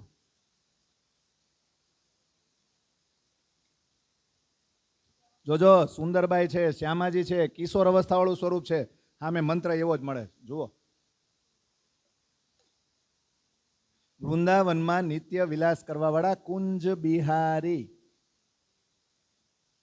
એનું ભજન કરો. એ કે આ મંત્ર હૃદયમાં ધારણ કરો અને વિશ્વાસ સાથે એનો જાપ કર્યા જ કરો અને સખી ભાવે તમારે ભક્તિ કરવાની છે. આવું બધું કીધું ને હવે વાંધો નહીં, તમારે જાવ હોય જાવ. તો જાય ક્યાં? મંત્ર લીધું, ભદ્ર વેશ ધારણ કર્યો ને આવ્યા ઘરે. આવ્યા ને ઘરે ને ભદ્ર વેશ જેવો જોયો ને તમે વિચાર કરો હાલત શું થાય, માતા પિતાની હાલત શું થાય. એક તો ગુસ્સે હતા જ અને માંડમાંના લગ્ન નક્કી કર્યા હતા, મંડપ તૈયાર, બધું તૈયાર, દુલ્હનની રીતે સજી ધજીને બેઠેલી. ના ભાઈ, ભદ્ર વેશમાં આવ્યા એટલે મતુ મહેતાના ગુસ્સાનો કોઈ પાર ન કે એ કેસો કામ કયો, આ તે કેવું કામ કર્યું, આવું કરાય, અમને પૂછાય તો ખરા ને. બહુ રકઝક થઈ, બહુ વાદ વિવાદ થયા. પછી દેવચંદ્રજીએ કંટાળી કીધું, ભાઈ તમારે મારી પાસેથી શેની ઈચ્છા છે ઈ કયો. મારા લગ્ન જ કરાવવા છે ને તમારે, તો મારે તો જેની યાર લગ્ન કરવા છે એની યાર મેં કરી લીધા, પછી બીજા લગ્ન કરીને મારે શું કરવું? મેં લગ્ન કરી લીધા છે. આમ ને આમ ખટપટ રહી એક લગ્ન આત્માના કરી લીધા ને, પણ આ શરીરના લગ્ન થઈ ગયા. પણ આ કરાવ્યા કોણે? ઉપર ઓલા રાજજી છે ને કે એમ થોડો તું સટકીને જાતો હતો, એ કે બરાબરના તને દુખી કરવાના છે. એમ દુખી એટલે લગ્ન કરી દુખી થાય? ના ના, કાંઈ ન થાય. લગ્ન કરીને ગૃહસ્થાશ્રમમાં રહીને જ તમે બેસ્ટ ભક્તિ કરી શકો ને, એ રાજજી મહારાજના હુકમે શીખવાડ્યું. દેવચંદ્રજી અત્યાર સુધી કઈ રીતે હાલતા હતા કે હવે આ ઘર બાર છોડી દો તો જ પરમાત્મા મળે, કારણ કે વેદોનું જ્ઞાન લીધું હતું ને. પણ જાગ્રત બુદ્ધિ છે ને એથી હરિદાસને જવાબ આપ્યો, પણ રાજજી મહારાજના હુકમે લગ્ન કરાવડાવ્યા કે એ જૂની સિસ્ટમ છે ને એ કાઢ, એવું કાંઈ હોતું નથી. આપણે ચોપાય છે ને, યા ઘર મેં રહો યા બન મેં રહો પર કહા કરો બિના સદગુરુ. ઘરમાં જાઓ કે વનમાં રહ્યો, એમ જ ને, કે વનમાં જાઓ ઘરમાં રહ્યો, ઘરમાં રહ્યો કે વનમાં જાઓ, સદગુરુ વગર કાંઈ થાય નહીં. એટલે જો આ લગ્ન થયા છે ને દેવચંદ્રજીની ઈચ્છાથી ભલે નથી થયા, પણ ઈચ્છા કોની? રાજજીની ઈચ્છા ની. એની સામે કાંઈ હાલે? અરે એના ખેલમાં બેઠા છે, આપણા ચિત્ત ખેંચી લીધા, આપણું કાંઈ હાલે નહીં. દેવચંદ્રજીની જેમ જેમ પોતાના જીવનના પ્રસંગો આગળ વધતા જશે ને એમ દય સૂઝતી જાય કે આપણું કાંઈ હાલે નહીં. હલાવવાની કોશિશ તો બહુ કરી, પણ છેલ્લે ઉપની છે મૂળ ધણી થકી છેલ્લે આ સરેન્ડર થવાના જ છે. ભાઈ ખટપટમાં સંસાર માંડી લીધો ને. પણ જોજો એ આત્મ સ્વરૂપ છે. દેવચંદ્રજીના જીવનમાંથી શું શીખવા મળે? એનો ટાર્ગેટ એક જ છે, આત્મજ્ઞાન. આત્મજ્ઞાન ને આત્મજ્ઞાન. તમે મારા લગ્ન કરાવો કે ન કરાવો મને કાંઈ ફરક ન પડે. મારે જે કરવાનું છે ને એ તો હું એ જ કરવાનો છું. એ જ કરે છે કે નહીં? આખો દિવસ કોની ભેગા રહીએ? આખો દિવસ કોના ઘરે રહીએ? હરિદાસ મહાત્માની ઘરે રહીએ. આખો દિવસ એની સોબતમાં. રાતે ન્યા હોય, સાંજે 6 થી રાતના 12 વાગ્યા સુધી. તો દિવસના તો 4 પ્રહર કરે, પણ રાત્રિના 2 પ્રહર ક્યાં હોય? પછી રાતે 12 વાગે ઘરે જાય. તો લીલબાઈને ટાઈમ આપતા હશે? હા, પછી એના મમ્મી પપ્પાને ટાઈમ આપતા હશે? પરિવારમાં ટાઈમ આપતા હશે? નહીં. એનું ટાર્ગેટ એક જ છે. શું?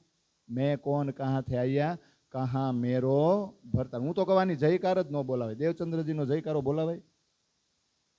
17 વર્ષની ઉંમરે ઘર છોડી દે ને પાછા લગ્ન કરી લે તો પછી ધ્યાન ન દે. એના ફોટા રખાય ઘરમાં? હા કે ના પાડો? મને જ બોલો લ્યો. હા પાડે. ઘરે જઈને પરિયાણ કરજો. કાલ ઘરમાં પરિવારમાં છે ને મીટિંગ કરજો. હારું આ દેવચંદ્રજીએ કર્યું એ હાસું ખોટું, એના ફોટા રાખવા ન કરાય ને એવું તમે પરિયાણ કરજો. કાલે લખીને આવજો ચિઠ્ઠીમાં. આપણે સંન્યાસીને નથી દેવાની ચિઠ્ઠી.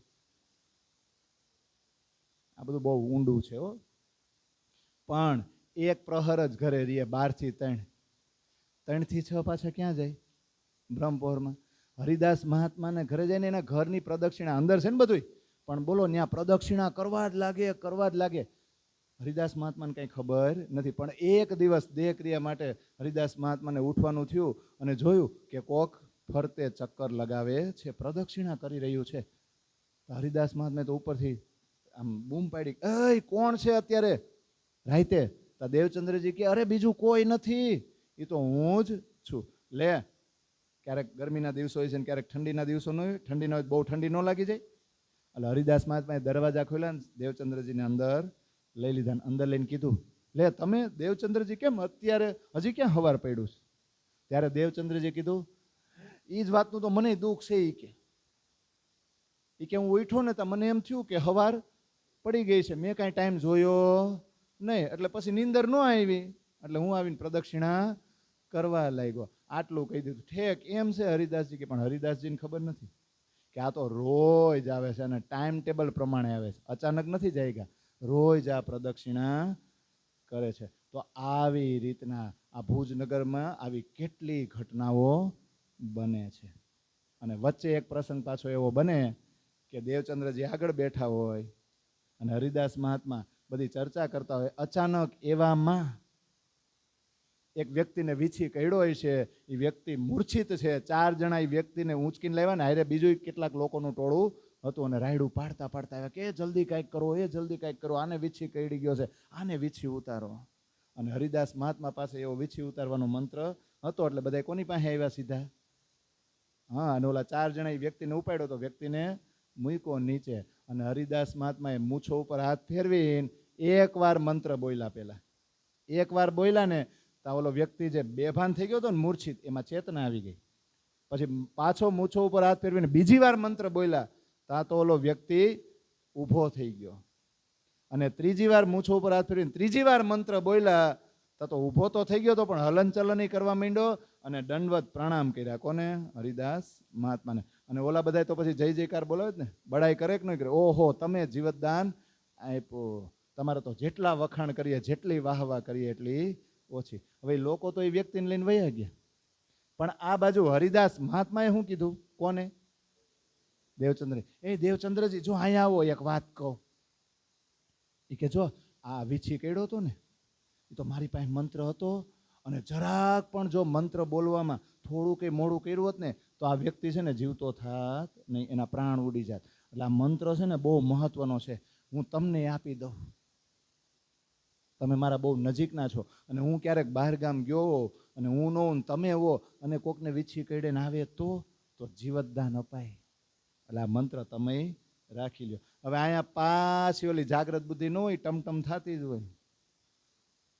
એટલે જો અહીંયા દેવચંદ્રજી જે સમજાવે છે ને આ પ્રસંગે આપણે સમજવા જેવો છે. શું થયું અહીંયા? દેવચંદ્રજીએ શું કીધું? જો હરિદાસજી તમે એક વાત સાંભળો, તમે જે મને અગાઉ મંત્ર આપ્યો છે એ મેં હૃદયમાં ધારણ કર્યો છે અને એનું જ હું રટણ કરું છું. એનાથી મારા આત્માને બહુ શાંતિ મળે છે.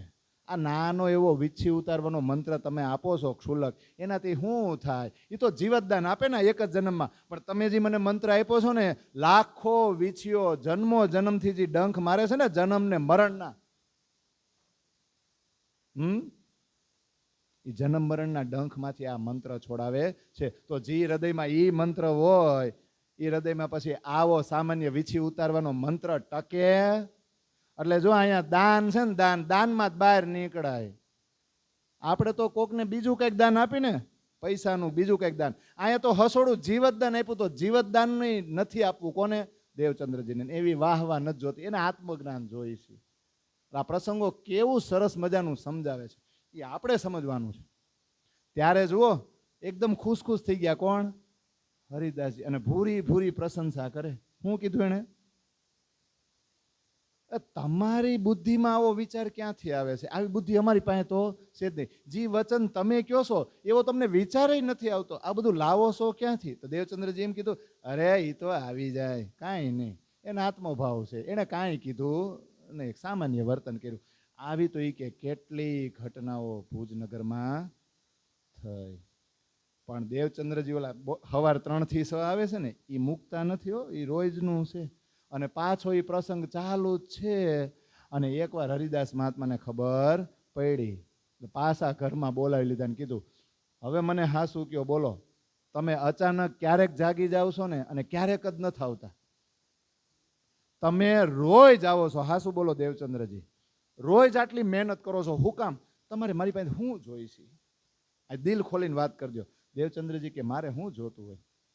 ત્યારે પછી હરિદાસ મહાત્મા એટલા પ્રસન્ન થઈ ગયા કે આ હારો મારી ઘરે આવે, ઘર મૂકીને, અને ખોટી આટલી તકલીફ ઉઠાવે, એની કરતાં હું એને કંઈક એવી સેવા જ આપી દઉં ને કે એની જ ઘરે જાગીને એના જ ઘરમાં પ્રદક્ષિણા કર્યા કરે. એટલે મારી ઘરે તો ન આવે ને, આ મારે ઉઠીને તો એને ન બેહવું એમ. એવું પણ પ્રસન્ન થયા છે કે હું જેમ ઘરે સેવા કરું છું ને એમ તુંય કર. તો શેની સેવા આપશે? હું વચ્ચે વચ્ચે પૂછીશ, કારણ કે તમને મારી કરતા વધારે ગોખાઈ ગયું છે. ગોખાઈ ગયું છે ને? આ બધું કેમ યાદ રહી જાય છે? મને તારી એ દેશ નથી ઉઠતી. અને આમાંથી એક પ્રસંગ વક્તા ન લે ને તો આમ ઘરે જઈને ચર્ચા છે ને દે ખબર, તમે તો ઓલું કીધું નહીં, લે અમારે તો પ્રસંગ આવ્યો જ નહીં, અમારે તો સીધા ઠેકી ગયા. થાય ને એવું. આવું ધ્યાન બધા બહુ રાખ્યો. આજ તમે આ નહોતું કીધું, જે કીધું એ લ્યો ને બાપા. જે નથી કીધું ને એ ડંખ મારે. ક્યારેક કંઈક કહેવાનું રહી ગયું હોય ને આ ડોહડું થઈ ગયું હોય ને તો એ બધા બહુ ધ્યાન રાખે. એટલે નથી કહેવાનું તુમ કબ સહી થે ના વો કોઈ યાદ નહીં રખતા, તુમ કબ ગલત થે વો કોઈ નહીં ભૂલતા. એટલે પરીક્ષા જ કરવા આવ્યા હોય, પણ આપણે એમાં ધ્યાન દેવાનું નહીં. એટલે હરિદાસ મહાત્માજીએ નક્કી કર્યું, જો સેવા બાકે બિહારીની કરે છે તો બાલ મુકુંદની મૂર્તિ હતી એમ ને, એની સેવા કરતા. અમને તો એકવાર અમે રાતે સહુર કરતા હતા ને તે પ્રશ્ન થયો, બાલ મુકુંદની મૂર્તિ હું એક્સ્ટ્રા પડી હતી, તે ઘરમાં એમને એક્સ્ટ્રા હતી આપી દીધી, એની સેવા કરતા. સખી બાકે બિહારીને હતી બાલ મુકુંદની મૂર્તિ, થોડુંક ભજન ભક્તિ કરતા હશે, પણ હરિદાસને એમ થયું કે લે ને આ બાલ મુકુંદની મૂર્તિ છે, બાલ મુકુંદ એમને આપું, એના ઘરમાં પધરાવીને એની સેવા કરે. એટલે હરિદાસ મહાત્માએ દેવચંદ્રજીને કીધું કે બાલ મુકુંદની સેવા હું તમને આપું છું, જેમ હું સેવા કરું છું તમે તમારા ઘરે એની સેવા કરો. ત્યાં તો દેવચંદ્રજી કે જેવી મારા ગુરુની ઈચ્છા, હું તો ભાગ્યશાળી છું, અહો ભાગ્ય મારા કે તમે સામેથી મને એ સેવા આપવા જઈ રહ્યા છો. પછી પરફેક્ટ એક મસ્ત મુહૂર્ત પ્રમાણે દી નક્કી કર્યો કે આ દિવસે દેવચંદ્રજીને સવારે બોલાવી અને બાલ મુકુંદ એમના ઘરમાં વાતે ગાતે પધરાવે અને એની સેવા કરે. નક્કી તો કર્યું કે આ દિવસે સવારે આવી જાજો દેવચંદ્રજી, હું તમને બાલ મુકુંદ આપી દઈશ. આમ તો તમે સમજો કે તમને આપી જ દીધા દિલથી. હવે જે દિવસ નક્કી કર્યો તો એ દિવસે સવારે ઉઠ્યા હરિદાસજી અને બાલ મુકુંદ એની જગ્યાએ નહીં. હવે જે સેવા કરતા હતા ને એમાં ધ્યાન ન લાગે બાકે બિહારી, અને કોને ગોતવા મંડાણા? અત્યાર સુધી બાલ મુકુંદ હતા, ધ્યાન ન જ જતું, અને હવે ગાયબ થઈ ગયા. તો હવે એ દિવસે સવારે બાલ મુકુંદ એની જગ્યાએ દેખાય નહીં, એ અદ્રશ્ય થઈ ગયા. એટલે સેજિયા સિંહાસન આખી રૂમ બધે ગોતી વેડા, ક્યાંય મળે નહીં. પછી તો ઘર પરિવાર વાળાને ઊભા કર્યા, બધાને બોલાવ્યા અને ઊભા રાખ્યા. શું કીધું? બધાને ઊભા રાખીને કીધું, હે તમને કોઈને ખબર છે સવારે કોઈ આપણા ઘરમાં કોઈ આવીને ગયું છે, કોઈ અજાણ્યું વ્યક્તિ આવ્યું છે? તો પરિવાર વાળાએ શું કર્યું? એ બધાએ શું કીધું? એ કે અહીંયા કોઈ આવ્યું નથી, કોઈ આવ્યું ગયું નથી, અને કોઈની હિંમત છે કે અહીંયા આવીને જાય ને બાલ મુકુંદને લઈ જાય? એટલે કોઈ આવ્યું નથી. પાછા ગોયતા મળે નહીં. બાકે બિહારીની સેવા કરી લીધી જે ટાઈમે કરવાની હોય ને, પણ એમાં ધ્યાન લાગે નહીં. અને ગોતે કોને? બાકે બિહારીને કે બાલ મુકુંદને? થાય ને એવું તો. એટલે તમે બધા ધ્યાન રાખો. એટલે સેવા બાકે બિહારીને કરી અને બાલ મુકુંદને ગોતે. બાલ મુકુંદ મળે ને પરેશાન થઈ ગયા, બાલ મુકુંદજી મળતા નથી. એટલામાં દેવચંદ્રજી આવ્યા. દેવચંદ્રજી કે લાવો બાલ મુકુંદ લાવો. હરિદાસ મહાત્મા કે બાલ મુકુંદ તો છે ને. સવારે જે પણ ઘટના બની હતી એ બધી જ દેવચંદ્રજીને જણાવી દીધી.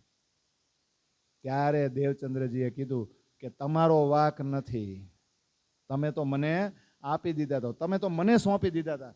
નક્કી મારા વિશ્વાસમાં કાંઈક કમી હશે, મારી ભક્તિ કાંઈક ઓછી પડતી હશે ને, એટલે બાલ મુકુંદજી મારા ઘરે આવવા માંગતા નથી. પણ હરિદાસ મહાત્મા માને એ કે ના હોય એ જી હોય, આમાં ભૂલ તો મારી જ છે, અને જ્યાં સુધી બાલ મુકુંદ નહીં મળે ને ત્યાં સુધી હું જમીશ નહીં. એટલે બાકે બિહારીની સેવાનો સવારથી બપોર સુધી ટાઈમ ન થઈ જાય? સવારે બાલભોગ ને બપોરે રાજભોગ ને એ સેવા કરી, પછી ઘરના બાળકોને જમાડી દીધા. હરિદાસ મહાત્મા કે હું તો જમીશ જ નહીં. તો દેવચંદ્રજી કે મારે નથી જમવું. તો હરિદાસ મહાત્માના પરિવારવાળા કે અમારે નથી જમવું. બધા મીંડા એકાદશી કરવા. અને આપણે પછી ઓલું ગીત નું ગઈ, ધન એકાદશી કરીએ તો એવું આવે ને. હે મારે વ્રજભૂમિમાં વસવું, એવું આવે ને. એકાદશીના વ્રત કરવાથી વ્રજભૂમિ ન મળે, એ આગળના પ્રસંગમાં આવશે. પણ આ બધા એકાદશી એટલે હું ઉપવાસ કરો ને એટલે 11 છે. એકમ નો થાય ને એકાદશી એટલે 11 થાય ને. એ મને કહેજો પાછા, આપણો એ વિષય નહીં. પણ બધા એકાદશી કરે એટલે ઉપવાસ, એટલે જમવું નથી એટલે એકાદશી લ્યો. એટલે કોઈ જમ્યું નહીં. દિવસ વ્યતીત થઈ ગયો, રાત્રિના 2 પ્રહર વ્યતીત થઈ ગયા, મધ્યરાત્રિ થઈ અને ઉમરા પાસે દરવાજે બેઠા હતા હરિદાસ મહાત્મા. હવે આખો દી તો ગોઈતા હતા, થાકી ગયા હોય. રાતે મગજમાં એ જ વિચારો, થોડુંક ઝોલું આવી ગયું. ઝોલું આવી ગયું તો આભાસ થયો કે ઓહો, બાલ મુકુંદજીની સામે આવ્યા, દર્શન દીધા. જેવા દર્શન દીધા કે લે તમે ક્યાં હતા, ક્યાં વયા ગયા છો, અમે તો તમને ગોતી ગોતીને પરેશાન થઈ ગયા. કે હું તો ન્યા જ હતો. તો એ કે મને દેખાણા કેમ નહીં? ત્યારે બાલ મુકુંદજીએ કીધું કે હું ક્યાંથી દેખાવ, તમે મને તમારી ઘરેથી લઈને કોને પધરાવતા હતા? દેવચંદ્રજીને. અરે એ સ્વરૂપની તમને ઓળખાણ નથી, હું એની સેવા સહન કરી શકું નહીં. એ મારી ઉપર ઉપકાર કરશે ને એનો ઉપકાર મારાથી સહન થાય એમ નથી. અને તમે દેવચંદ્રજીને મળો અને કહો કે એ જો રાજી થાય તો વાઘા વસ્ત્રોની સેવા એને આપો, બાકી મને એની ઘરે પધરાવવામાં. ભાઈ સાહેબ બાપા હાથ જોડું. આવું કોણે કીધું? બાલ મુકુંદે કીધું. ત્યારે હરિદાસ મહાત્મા પૂછે, એ બધું તો ઠીક, પણ તમે અત્યારે ક્યાં છો? એ કહો. એ કે હું તો ત્યાં જ બેઠો છું, જોઈ લ્યો. આમ થઈને ચોંકી ગયા અને જઈને જોયું તો બાલ મુકુંદજી તો ત્યાં જતા. અને બાલ મુકુંદજીને વારંવાર પગે લાગે અને પ્રણામ કરે અને મન તો એટલું પ્રફુલ્લિત કે હાશ, મળી ગયા મળી ગયા મળી ગયા એમ. અને કોના વખાણ કર્યા હતા બાલ મુકુંદે? દેવચંદ્રજીના. એટલે જુઓ, પરિવારના બધા સભ્યોને મૂકી દીધા ને તરત જ દેવચંદ્રજીને મળવા દોડી ઉઠ્યા. કોણ કોણ દોડી પડ્યા? તરત જ. બીજા કોઈને મળવું નથી. દેવચંદ્રજીના ઘર તરફ. અને રસ્તામાં બે મળી ગયા. દેવચંદ્રજી સામેથી આવતા હતા, હરિદાસ મહાત્મા બે રસ્તામાં મળ્યા. તો હવે ગુરુ પગે લાગે શિષ્યને. હરિદાસ મહાત્મા દંડવત પ્રણામ કરે અને દેવચંદ્રજી આ જોઈને આશ્ચર્યચકિત થઈ ગયા. એને શરમ આવી, અરે અરે ગુરુજી, તમે આ શું કરો છો? તમે ઊભા થાવ ઊભા થાવ. અને ઊભા થાય તોય મન પ્રફુલ્લિત. અને હરિદાસજી શું કહે? આ છે ને, આ દ્રશ્યોની તમે ખાલી કલ્પના કરો, બહુ આનંદ આવશે. ત્યારે હરિદાસજી કીધું, અરે અરે અરે અરે, શું વાત કરું, તમારા સ્વરૂપની મને ઓળખાણ કરાવી દીધી. હું તમારા સ્વરૂપને ઓળખતો નહોતો. અરે કેટલા વર્ષોથી હું બાંકે બિહારીની સેવા કરતો, સાથે બાલ મુકુંદની પણ સેવા કરતો.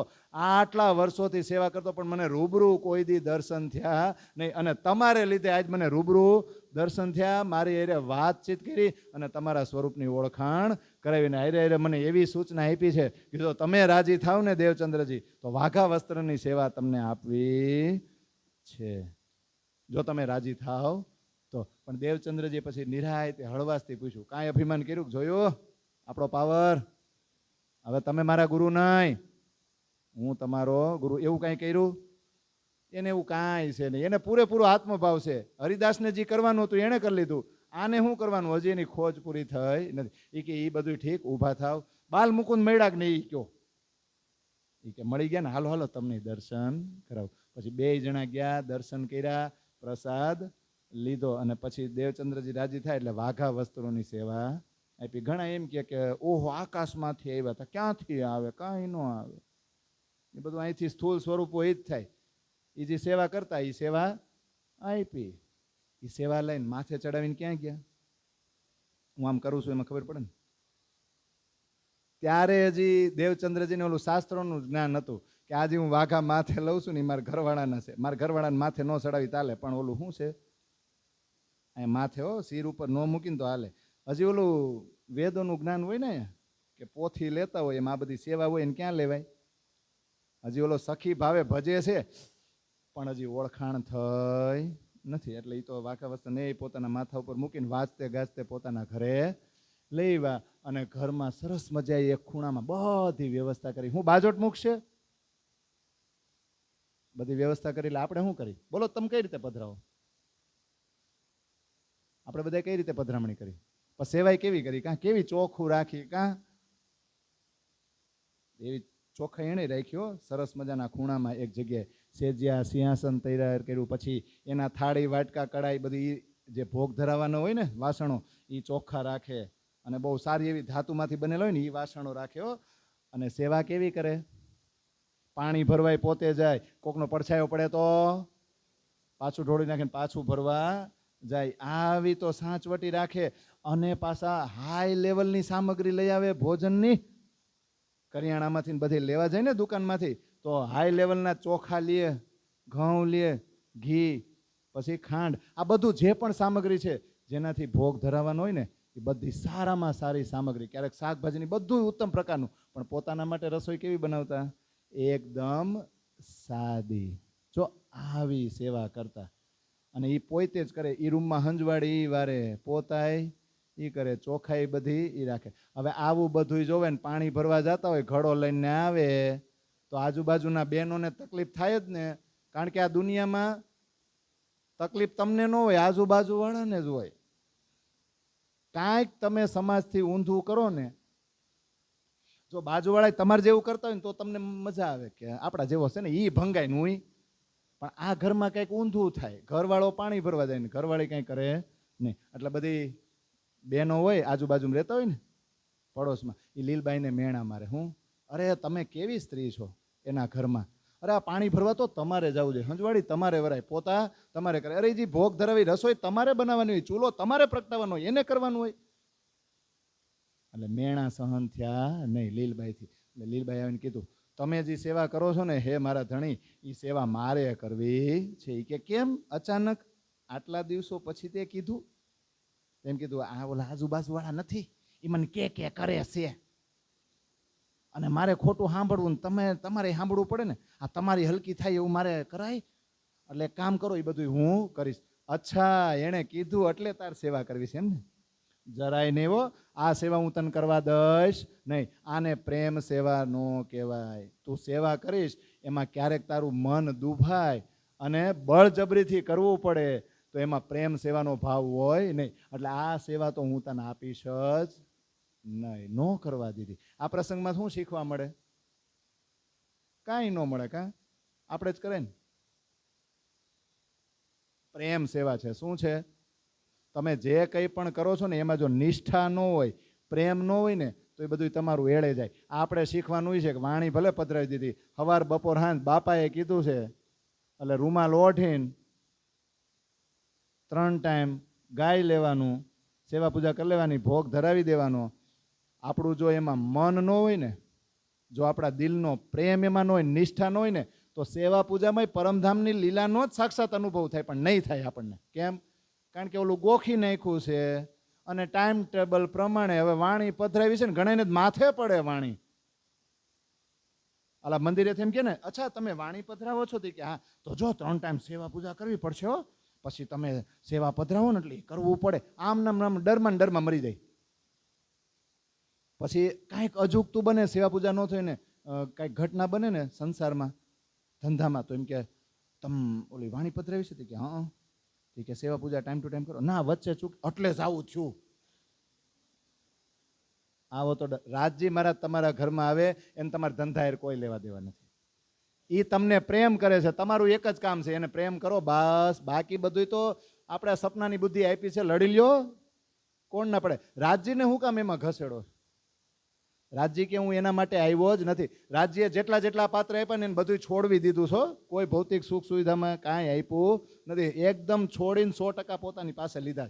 આ એ શીખવાડે છે. એટલે પ્રેમ સેવા હોવી જોઈએ. અને આવી રીતના પ્રેમ સેવામાં મગ્ન સેવા કરતા જાય તો એક દિવસ ધ્યાનમાં જો, પેલા સ્થૂલ સ્વરૂપે દર્શન આપ્યા છે સિપાઈ વેશે રણ પ્રદેશમાં, અને હવે પરિપક્વતા ધીમે ધીમે આવતી જાય છે, આગળ જાગ્રતતા આવતી જાય છે, ઊંડાણમાં ને ઊંડાણમાં ચાલતા જાય છે. એટલે હવે સૂક્ષ્મ સ્વરૂપે દર્શન થાય.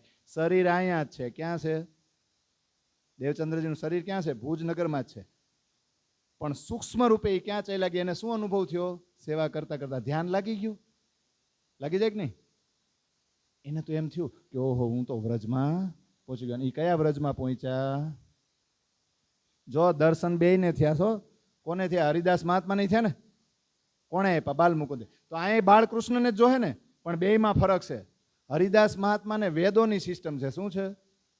વેદોની સિસ્ટમથી પૂજા કરે છે. એટલે એ કૃષ્ણમાં એને વિષ્ણુ જ દેખાય, અને સૂચના આપે ને તો એ વિષ્ણુ સ્વરૂપે જ આપે ને. પણ આનો આત્મભાવ છે. આને જે કૃષ્ણે દર્શન દીધા ને કયા છે? અખંડ વ્રજ જ્યાં સબલિકમાં થયું છે ને, એ અખંડ વ્રજ લીલા થઈ છે ને, ત્યાં પહોંચી ગયા. અને આને બાલ મુકુંદ તો ઓલું પ્રતિબિંબ જ છે ને, એ ભલે દર્શન દે પણ વિષ્ણુ સ્વરૂપે જ દે. બેયમાં ફરક છે. છે કે નહીં કે નથી?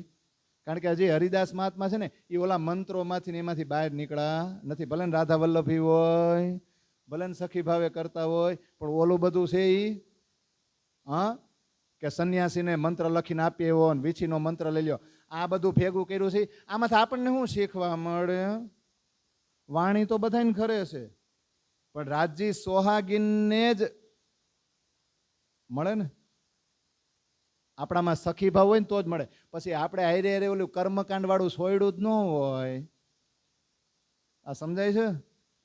તો પછી રાજજી આપણા ઘરમાં હોય પણ એ કાંઈ રાજજી સ્વરૂપે દર્શન ન આપે, એની ચોપાઈ આપણા હૃદયમાં ઉતરે જ નહીં. ઘણા એવા મને પ્રશ્ન કરે છે કે અમને ચોપાઈ આવડતી નથી, અમને ચોપાઈમાં દઈશ નથી ઉઠતી, અમને એક ચરણ યાદ નથી રહેતું. ક્યાંથી રે? ઓલા હકલ હલાડા કેટલાય ભેગા રાખ્યા હોય. આ સમજાય છે? પ્યોર એક તુમ દુલ્હા ને મેં દુલ્હીન સોહાગીનનો ભાવ હોય ને તો આવડો આ જડ દઈને આવે. પણ હારે હારે ઓલું બીજું કર્મકાંડ રૂપિયા અહીંયા ઠું ભરાવી રાખ્યું છે, એને લીધે આવે. પેલા કે ઈ તો પાત્ર ચોખ્ખું કર, ઈ તો બધું કાઢ. એટલે જુઓ, હરિદાસ મહાત્માને દર્શન થયા છે એ અલગ છે, અને હવે દેવચંદ્રજીને દર્શન થયા એ તો આપણા ધણી છે, અને પ્યોર સખી ભાવ વાળું એ જ થાય ને. ભલે અત્યારે લીલા કઈ છે? બાળ લીલા છે. દેવચંદ્રજીને એમ થયું હું ક્યાં પહોંચી ગયો છું? બ્રજની અંદર. અને સીધા ક્યાં ગયા? નંદ બાબાના ઘરે દરવાજે જઈને ઉભા રહ્યા તો નાના એવા ખાટલા ઉપર નાની એવી ખાટ હતી ને ત્યાં જશોદાજી બેઠા હતા. અને ચાર મુખવાળો ચૂલો તો હોય ને, દૂધ ગરમ થતું હતું ને સખીઓ ઘેરીને બેઠી હતી. અને દેવચંદ્રજીને દરવાજે જોયા તો કહે શ્રી આઈજી આવો દેવચંદ્રજી. આઈજીએ શું કીધું? આઈજી એટલે જશોદા. અને એમ કીધું આવો આવો દેવચંદ્રજી આવો, બહાર શું કામ ઉભા છો? અહીંયા ઘરમાં અંદર આવો. અંદર ગયા. હારું હાલો આવ્યા છો ને તો ભોજન કરી લ્યો. ત્યારે દેવચંદ્રજીએ કીધું કે અત્યારે મારું મન છે ને કૃષ્ણમાં લાગેલું છે. કૃષ્ણ ક્યાં છે? મારે એને મળવું છે, મારે ભોજન કરવું નથી. પણ એ કે એ તો વનમાં ગયા છે ગોવાળિયાઓ સાથે. તો એ કે મારે ત્યાં જવું છે. અચ્છા ત્યાં જવું છે, પણ ભૂખા આવીશો ને, લ્યો ઉભા રહ્યો. જશોદાજી અંદર ગયા, મીઠાઈ લીધી, દેવચંદ્રજીને આપી અને જાઓ ત્યાં બધા ભાગે પડતી વેચીને જમી લેજો. હવે વનમાં આવ્યા તાર તો કૃષ્ણ કૃષ્ણ કૃષ્ણ કૃષ્ણ, ક્યાં છો કૃષ્ણ? મારે તમને મળવું છે. તા કેટલાય ગોવાળિયાના ટોળા, અને બધાએ કીધું એ તમે શું કહો છો? કૃષ્ણ કૃષ્ણ કૃષ્ણ. અહીંયા બધા કૃષ્ણ જ છે. આ જેટલા ટોળા જોવો છો ને બધા કોને મળવું છે તમારે? તો એ કે નંદ બાબાના દીકરા છે ને કૃષ્ણ, એને મળવું છે. તો એ કે અહીંયા બધા નંદ બાબાના દીકરા જેવા છે, એ બધા કાનુડા છે, તમારે કોને મળવું છે? કયા કૃષ્ણનું કામ છે? તો એ કે જશોદાજીના જે દીકરા છે ને એ કૃષ્ણ મારે મળવું. ત્યારે ઓલા ગોળીઓ કીધું એ જો ઓલા બધા વચ્ચે બેઠા, ન્યા જાવ, જો ન્યા બેઠા. એટલે તરત જ દેવચંદ્રજી ત્યાં ગયા. તા તો સામેથી દેવચંદ્રજીને આમ આવતા જોયે ને ત્યાં કૃષ્ણને એટલો આનંદ થયો, આવો આવો દેવચંદ્રજી, બેસો બેસો બેસો. અને બે મીઠી મીઠી વાતો કરવા માંડ્યા. પણ એ સમયે ત્યાં ભોજન તો લેવાના છે ને. કયું ભોજન બની રહ્યું હતું? ઘૂઘરીનું ને. અને ઓલા કાપડમાં ખબર, કપડામાં ઘૂઘરી નાખે ને પછી બે બાજુ આમ નીચવે ને એટલે પાણી નિતારે કે નહીં, એ બધી પ્રોસેસ, એ પ્રક્રિયા થઈ રહી હતી. ભોજનમાં એ લેવાનું હતું. તો દેવચંદ્રજી આ બાજુ જશોદાજીએ જે મીઠાઈ આપી હતી ને એ કાઢી લ્યો, જશોદાજી આપી છે ને બધાને ભાગે પડતી વેચીને ખાવાની છે. તો ગોવાળિયાઓને બોલાવ્યા. કૃષ્ણે શું કીધું? હાલો ઘૂઘરીનો પ્રસાદ એ બધાયમાં વેચો અને આ મીઠાઈ બધાયમાં વેચો, પણ તમે બધાય નહીં ખાઈ જતા, અંબે અહીંયા બેઠા સહી. એટલે તમે તો લ્યો પણ બે ભાગ અહીંયા આપજો, અંબે અહીંયા સહી હો, ભૂલી નહીં જતા.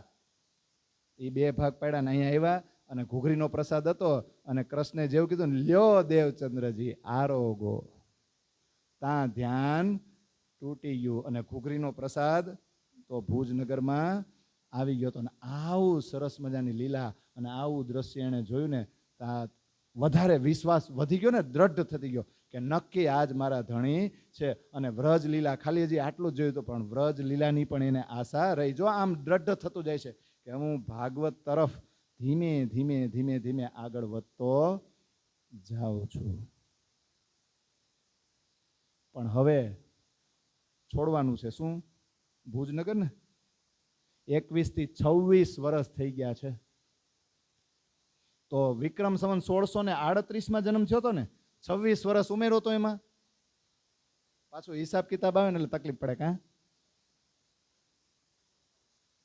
64 ને, વિક્રમ સંવત 1664 હવે આવવાના છે. પણ હરિદાસ મહાત્માને અનુરોધ કર્યો હું કે મારે વૃંદાવનની પવિત્ર ભૂમિના દર્શન કરવા જવું છે, તો તમે મને આજ્ઞા આપો. ત્યારે હરિદાસ મહાત્માએ આજ્ઞા આપી અને આગળની ખોજ કરવા માટે ભુજ નગરમાંથી દેવચંદ્રજી નીકળી ગયા. પણ કારણ શું હતા? એક તો લીલબાઈને મેણા મારતા, એવાય થોડાક કારણો હતા. પછી હરિદાસ મહાત્મા ગુરુ થઈને દેવચંદ્રજીને વારંવાર ક્યાંક ક્યાંક પગે લાગે, એટલે હરિદાસ મહાત્માનો પોતાના પ્રત્યેનો ઝુકાવ છે એ દેવચંદ્રજીને પછી બહુ થોડુંક તકલીફ આપતું હતું. પણ હકીકત તો શું હતી? ભાગવતની નજીક જઈ રહ્યા હતા કે ભાગવતની અંદર જે ગૂઢ રહસ્યો છે એની ઓળખાણ મારે કરવી છે. એ કૃષ્ણની લીલાનો રસ છે ને, એ રસપાન મારે કરવો છે. એટલે જો ગુરુ છૂટે, કચ્છમાં કેટલાય ગુરુને છોડ્યા કે નહીં, પછી ભુજમાં હરિદાસ મહાત્મા હતા એને છોડ્યા કે નહીં, તો જ્યાં સુધી આત્મજ્ઞાન પરફેક્ટ ન થાય ત્યાં સુધી તમે ગમે એટલા ગુરુ બદલાવી શકો. ન બદલાવી? હા, પ્લે ગ્રુપના અલગ હોય, પ્રાઇમરીના અલગ હોય, માધ્યમિકના અલગ હોય ને, સેકન્ડરીના ને હાયર સેકન્ડરીના, કોલેજના, પીએચડી કરે એ આ બધા અલગ હોય. જ્યાં સુધી આપણે મેઇન જગ્યાએ ન પહોંચી જાય ને ત્યાં સુધી ગુરુ બદલાવી શકો. આ દેવચંદ્રજી શીખવાડે. પછી જડતામ નહીં પડ્યું રહેવાનું કે એક પાસે કંઠી બંધાવી અને ઘણા જ મને એમ કે અમારી કર્યા, પણ તમે શું લીધું? તમે શું મેળવું? કંઠી તો હું તમને બાંધી દઉં અને મંત્ર તો હું તમને કાનમાં આપી દઉં, એમ થાય કાંઈ થાય? અરે આપણી બેની ચર્ચા થાય અને તમારા જે પ્રશ્નો એનું સોલ્યુશન થાય વારંવાર, અને એને સદગુરુ કહેવાય કે તમને એના જેવા જ બનાવી દે. ગુરુ એને કહેવાય, તારતમ એને આપ્યો કહેવાય. ખાલી કાન ફૂકે અને કંઠી બાંધી તો જાહેરી છે, બાતુનમાં ગુરુ બનાવવા પડે. તો આ દેવચંદ્રજી શીખવાડે. અને ક્યાં આવી ગયા બોલો? 26 વર્ષની ઉંમર થઈ એટલે હાલાર દેશ અને પૂરી નવતન. પણ નવતન નામ શું કામ લખે ચોપાઈમાં? લાલદાસજી ક્યાં બેઠા છે? પન્નામાં. હવે એને ખબર પડી ગઈ આ નવા નગર છે ને જામનગર, એ આખે આખું નવતન પૂરી જ છે, એટલે ચોપાઈમાં નવતન લખી દે. પણ અહીંયા છે ને એમની જ્ઞાતિના ઘણા બધા લોકો હતા, અને એમની જ્ઞાતિના લોકો જે વિસ્તારમાં રહેતા હતા ને ત્યાં આવીને હાથે મકાન બાંધ્યું અને મા બાપ અને પત્ની સાથે ત્યાં રહેવા લાગ્યા. કોણ? દેવચંદ્રજી. એટલે 26 વર્ષની ઉંમર થઈને વિક્રમ સંવત 1664માં જામનગર આવી ગયા. અને અહીંયા આવતા વેત જ મોટો ફાયદો થઈ ગયો. કયો? ભાગવતની નજીક જ જાવ તું ને તા તો ફાયદો થઈ ગયો. જાણવા મળ્યું શું કે ઓહો અહીંયા કાનજી ભટ્ટ નામના એક મોટા વક્તા છે અને 12 માસી ભાગવત કરે ને, આખું વરહ સાંભળવાનું, કેવી મજા કાં. અને શ્યામજીના મંદિરમાં બેહીન ભાગવત. આ તો બહુ આવી સરસ મજાની અહોભાગ્ય મારા આવી કથા સાંભળવા મળશે, પારબ્રહ્મની લીલાનું રસપાન કરવા મળશે. આ તો આનંદ આનંદ. તો પુષ્ટભાવથી આગળ જેમ ખોજ કરતા અને સાંભળતા ને એવા જ પુષ્ટભાવથી અહીંયા આવીને એ ભાગવત સાંભળવા લાગ્યા. પણ ત્યારે ત્યાં છે ને વલ્લભી માર્ગનું જોર બહુ હતું, વૈષ્ણવોનું જોર બહુ હતું. અને આ ભાઈના નિયમ તો બધાય કરતા અલગ જ હોય કે ને, એટલે ખટપટ શરૂ થઈ જાય કે નહીં? થઈ જાય ને, ખટપટ રહે કે નહીં રહે? પણ નિયમ શું બનાવ્યો હતો? ભાગવત તો સાંભળે પણ નિયમ બનાવી દીધો. જેથી ભાગવત સાંભળવું, આત્માને ખોરાક આપવું, તેથી જ ઘરે જઈને જમવાનું. જેથી ભાગવત ન સાંભળવું, આત્માને ખોરાક ન મળે, તેથી ઘરે જઈને જમવું નહીં. તો ખોરાક તો રોજ મળે આત્માને ભોજન મળે એટલે શરીરને ભોજન આપી દે. પોતાના માટે આવો નિયમ બને.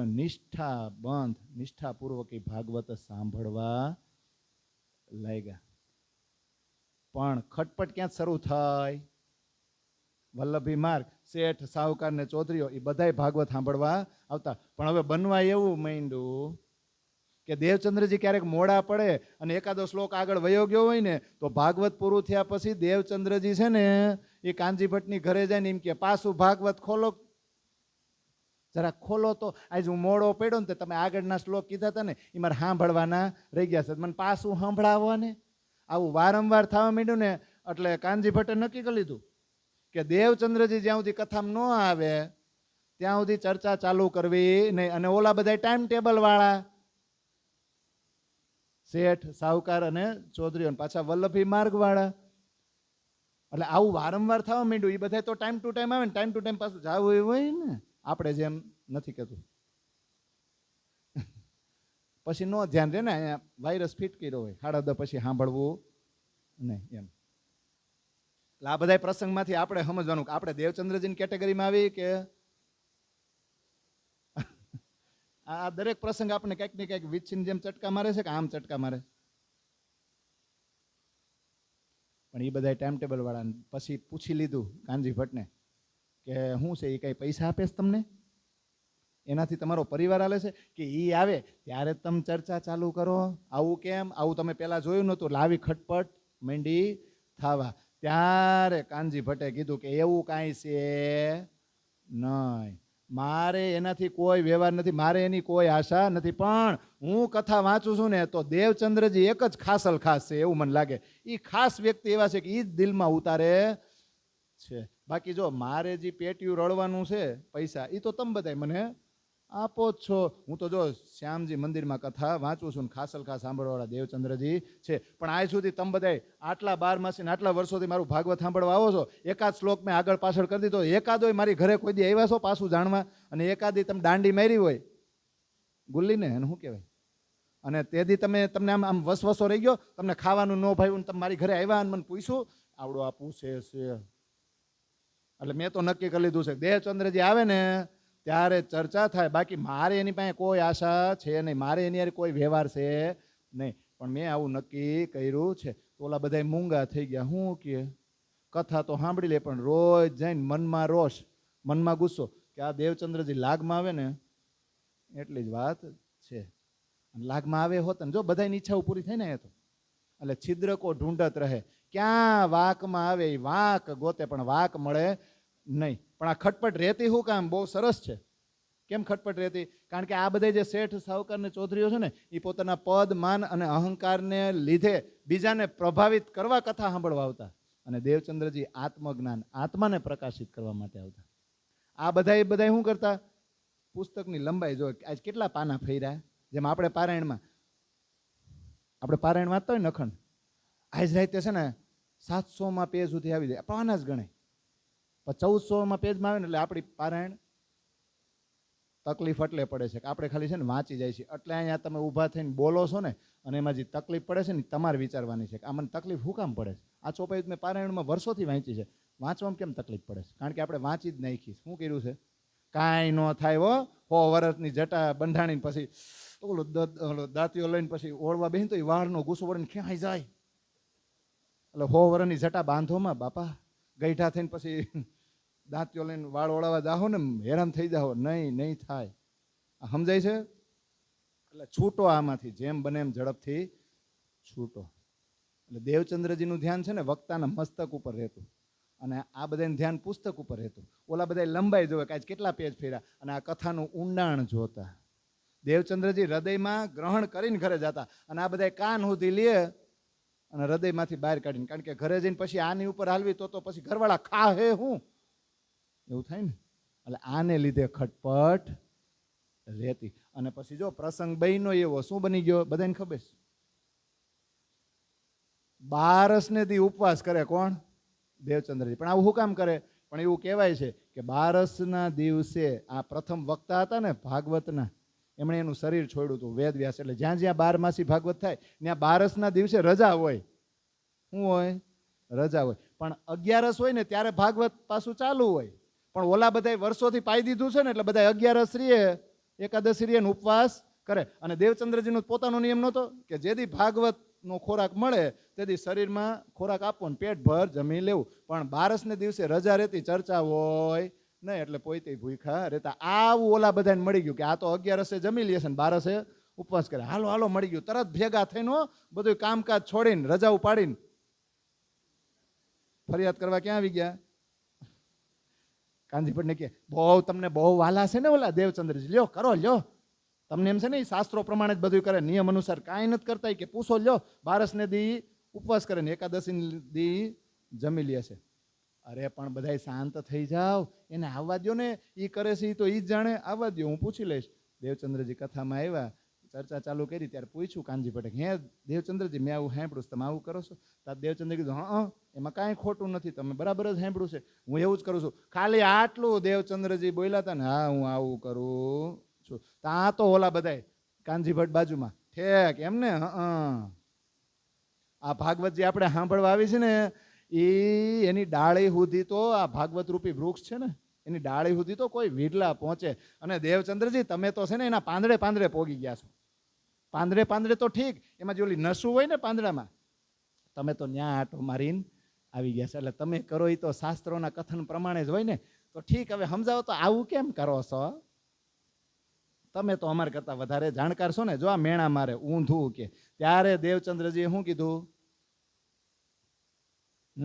અરે ભાઈ, આ શાસ્ત્રો પ્રમાણે નથી, આ તો મેં મારા માટે નિયમ બનાવ્યો છે. 11 દી ભાગવત ચાલુ હોય એટલે આત્માને ખોરાક મળે તો શરીરને ખોરાક આપું છું, અને 12 દી રજા હોય એટલે હું ઉપવાસ કરું છું. અને તમે બધા એમ કહો છો ને એકાદશી એકાદશી એકાદશી, તો કરોડો એકાદશી કરો, પણ પૂર્ણ બ્રહ્મ પરમાત્મા જે છે ને એનો જે આ પ્રસાદ મળે ને એના એક કણ બરાબર એ કરોડો એકાદશી આવે નહીં. અને પાર બ્રહ્મની લીલાનો રસ આ ભાગવત ઈ શ્રવણ કરવાનો, એ રસ પીવા માટે. અને આ બધા આને સ્વર્ગે જવાનું સાધન સમજે છે.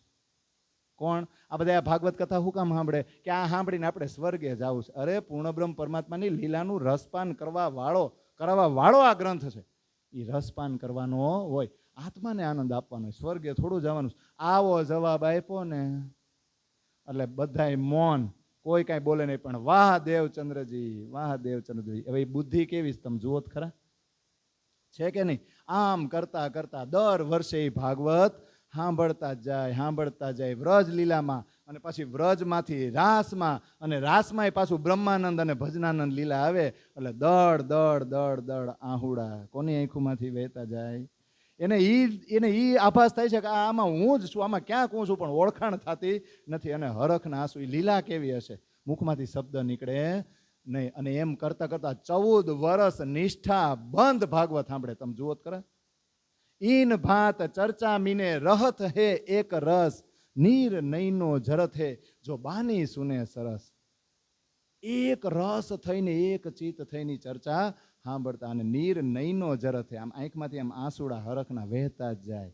બાની સુને સરસ, આવી સરસ મજાની વાણી. અને એને એમ જ થાય કે આ રાસલીલામાં તો હું જ હતી. એટલે વિક્રમ સંવત 1664, એમાં તમે 14 વર્ષ ઉમેરો એટલે વિક્રમ સંવત 1678. પણ 1678 આવે એમાં 3 વર્ષ બાકી હતા. કેટલા? ત્યારે કોણ આવ્યું આ ધરાતલ ઉપર? હાયરી લઈ લેવાય ને, હું 5 મિનિટ લઈ લઈશ અત્યારે, પછી કાલ તો સીધું તારતમનું અવતરણ જ થાય. તો વિક્રમ સંવત 1675 કોણ આવ્યું? કોનો જન્મ થયો? એન મમ્મીનું નામ શું? આ બધા કે હારા જવાનો ટાઈમ થયો ને શું પૂછે? હા, માતાનું નામ શું છે? ધનભાઈ. અને પિતાનું નામ કેશવ ઠાકુર. અને ત્યાં પુત્ર રત્નનો જન્મ થાય છે વિક્રમ સંવત 1675.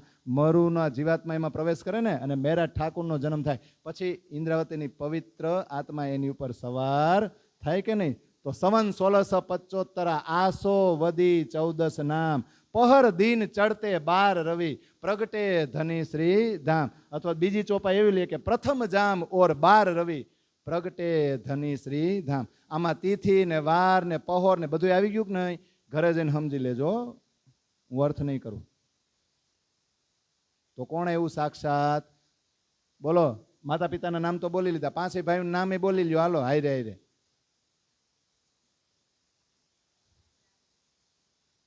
સામળિયાજી, પછી હરિવંશજી, પછી ગોવર્ધનજી, પછી મહેરાજ 4થા નંબરના. અને હજી એક ભાઈનો જન્મ થાય, ઉદ્ધવજી. આ 5 ભાઈ ને. અને જોજો મરુના જીવાત્માએ પ્રવેશ કર્યો છે, અને એ સૂર્યવંશી હતા એટલે નહીં, આનું નામ મિહિર છે.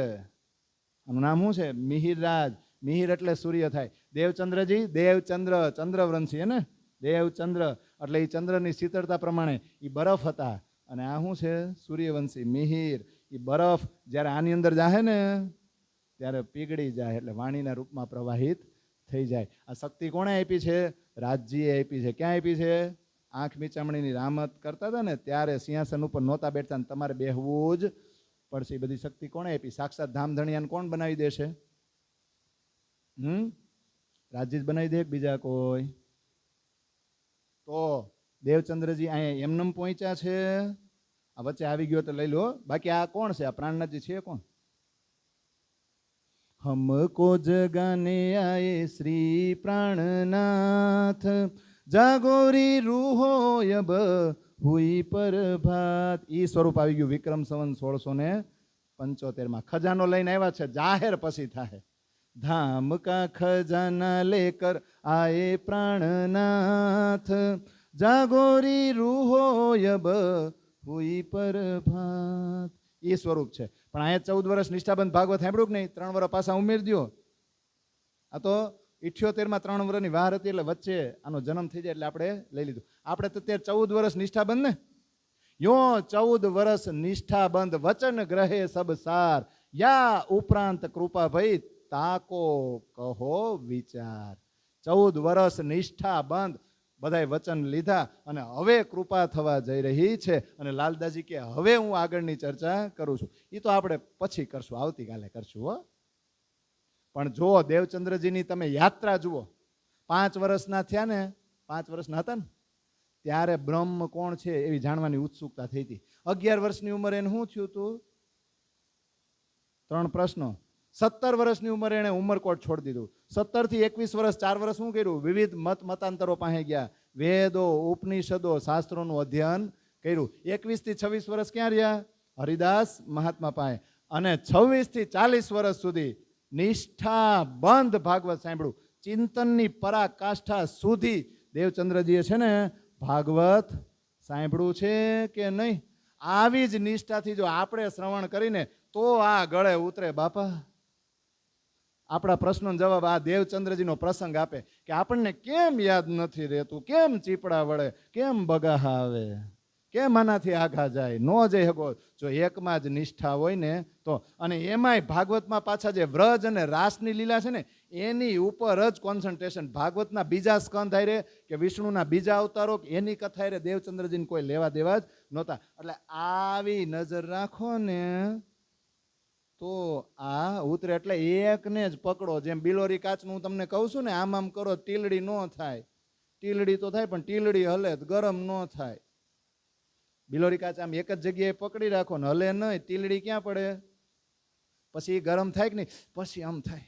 હશ, કાગળ હળગે ને આપણી ચામડી હોત ને તો હળગે ક્યારે? આપણે ક્યારે હળગી? આપણી આત્મા ક્યારે પ્રજ્વલિત થાય? એકને પકડો તો જ નહીં, એમને થાય. એટલે જ ઓલું ગીત છે ને, સુતાર સાની જાળી છે પ્રેમીની મુલાટી, છે પ્રેમીની મુલાટી, પ્રીતિ કરો તો એવી, પ્રીતિ કરો તો એવી, જેમ ચંદ્રને ચકોરી, કાનુડો કાળો કાળો, રાધા છે ગોરી ગોરી. ચકોર હોય ને ચકોર, હાથ અજુબા બતાવો બીજા, પણ એની નજર ક્યાં હોય? ચંદ્ર ઉપર. એમ એક ધ્યાન રાખો ને તો થાય. અને બીજું ગીત છે ને એ હારે અત્યારે લઈ લો. પછી આપણે ચોપાઈજી મેં તમને મોકલી છે ને એ હવે લેવાની છે. સેલે સેલે એ થઈ જાય હો. આમ કરોમાં બધું થાય. પણ જેસલ તોરલનું છે ને, હે જેસલ કરી લે વિચાર, માથે જમ કેરો માર. આ કેમ યાદ છે? સપના જેવો છે સંસાર, તોય રાણી કરે રે પુકાર. આવે ને એવું વચન 2 લીટી નથી ગાતો. આવો ને જેસલ રાય આપણે મળીએ પ્રેમ થકી, એ જ એવા સંત હોય ત્યાં મળીએ હો જી.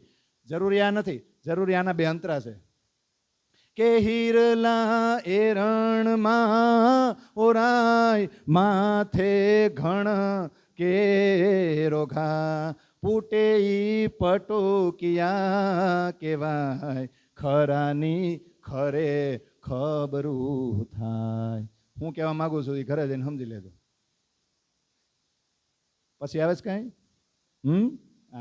એ બહુ સરસ છે કે છીપ સમદર મથાય, એની ધન્ય રે કમાય, સ્વાતિના મેહુલા વરસાય, ત્યાં તો હાચા મોતીડા બંધાય. એમનેમ થોડું થાય, બાકી તો છીપલા થાય. એ સ્વાતિ નક્ષત્રનું વર્ષાબિંદુ મોતી ટીપું ઝીલે અને માછલી હાવ તળિયે વહી જાય, આજુબાજુ એનો વ્યવહાર ભૂલી જાય અને ટીપાનું સેવન કરવામાં જ ધ્યાન રાખે ને ત્યારે એમાંથી મોતીડું બને. આ દેવચંદ્રજીએ આવી પરાકાષ્ઠા સુધી ભાગવતનું શ્રવણ કર્યું છે, ત્યારે આપણને આ પ્રસાદ મળ્યો.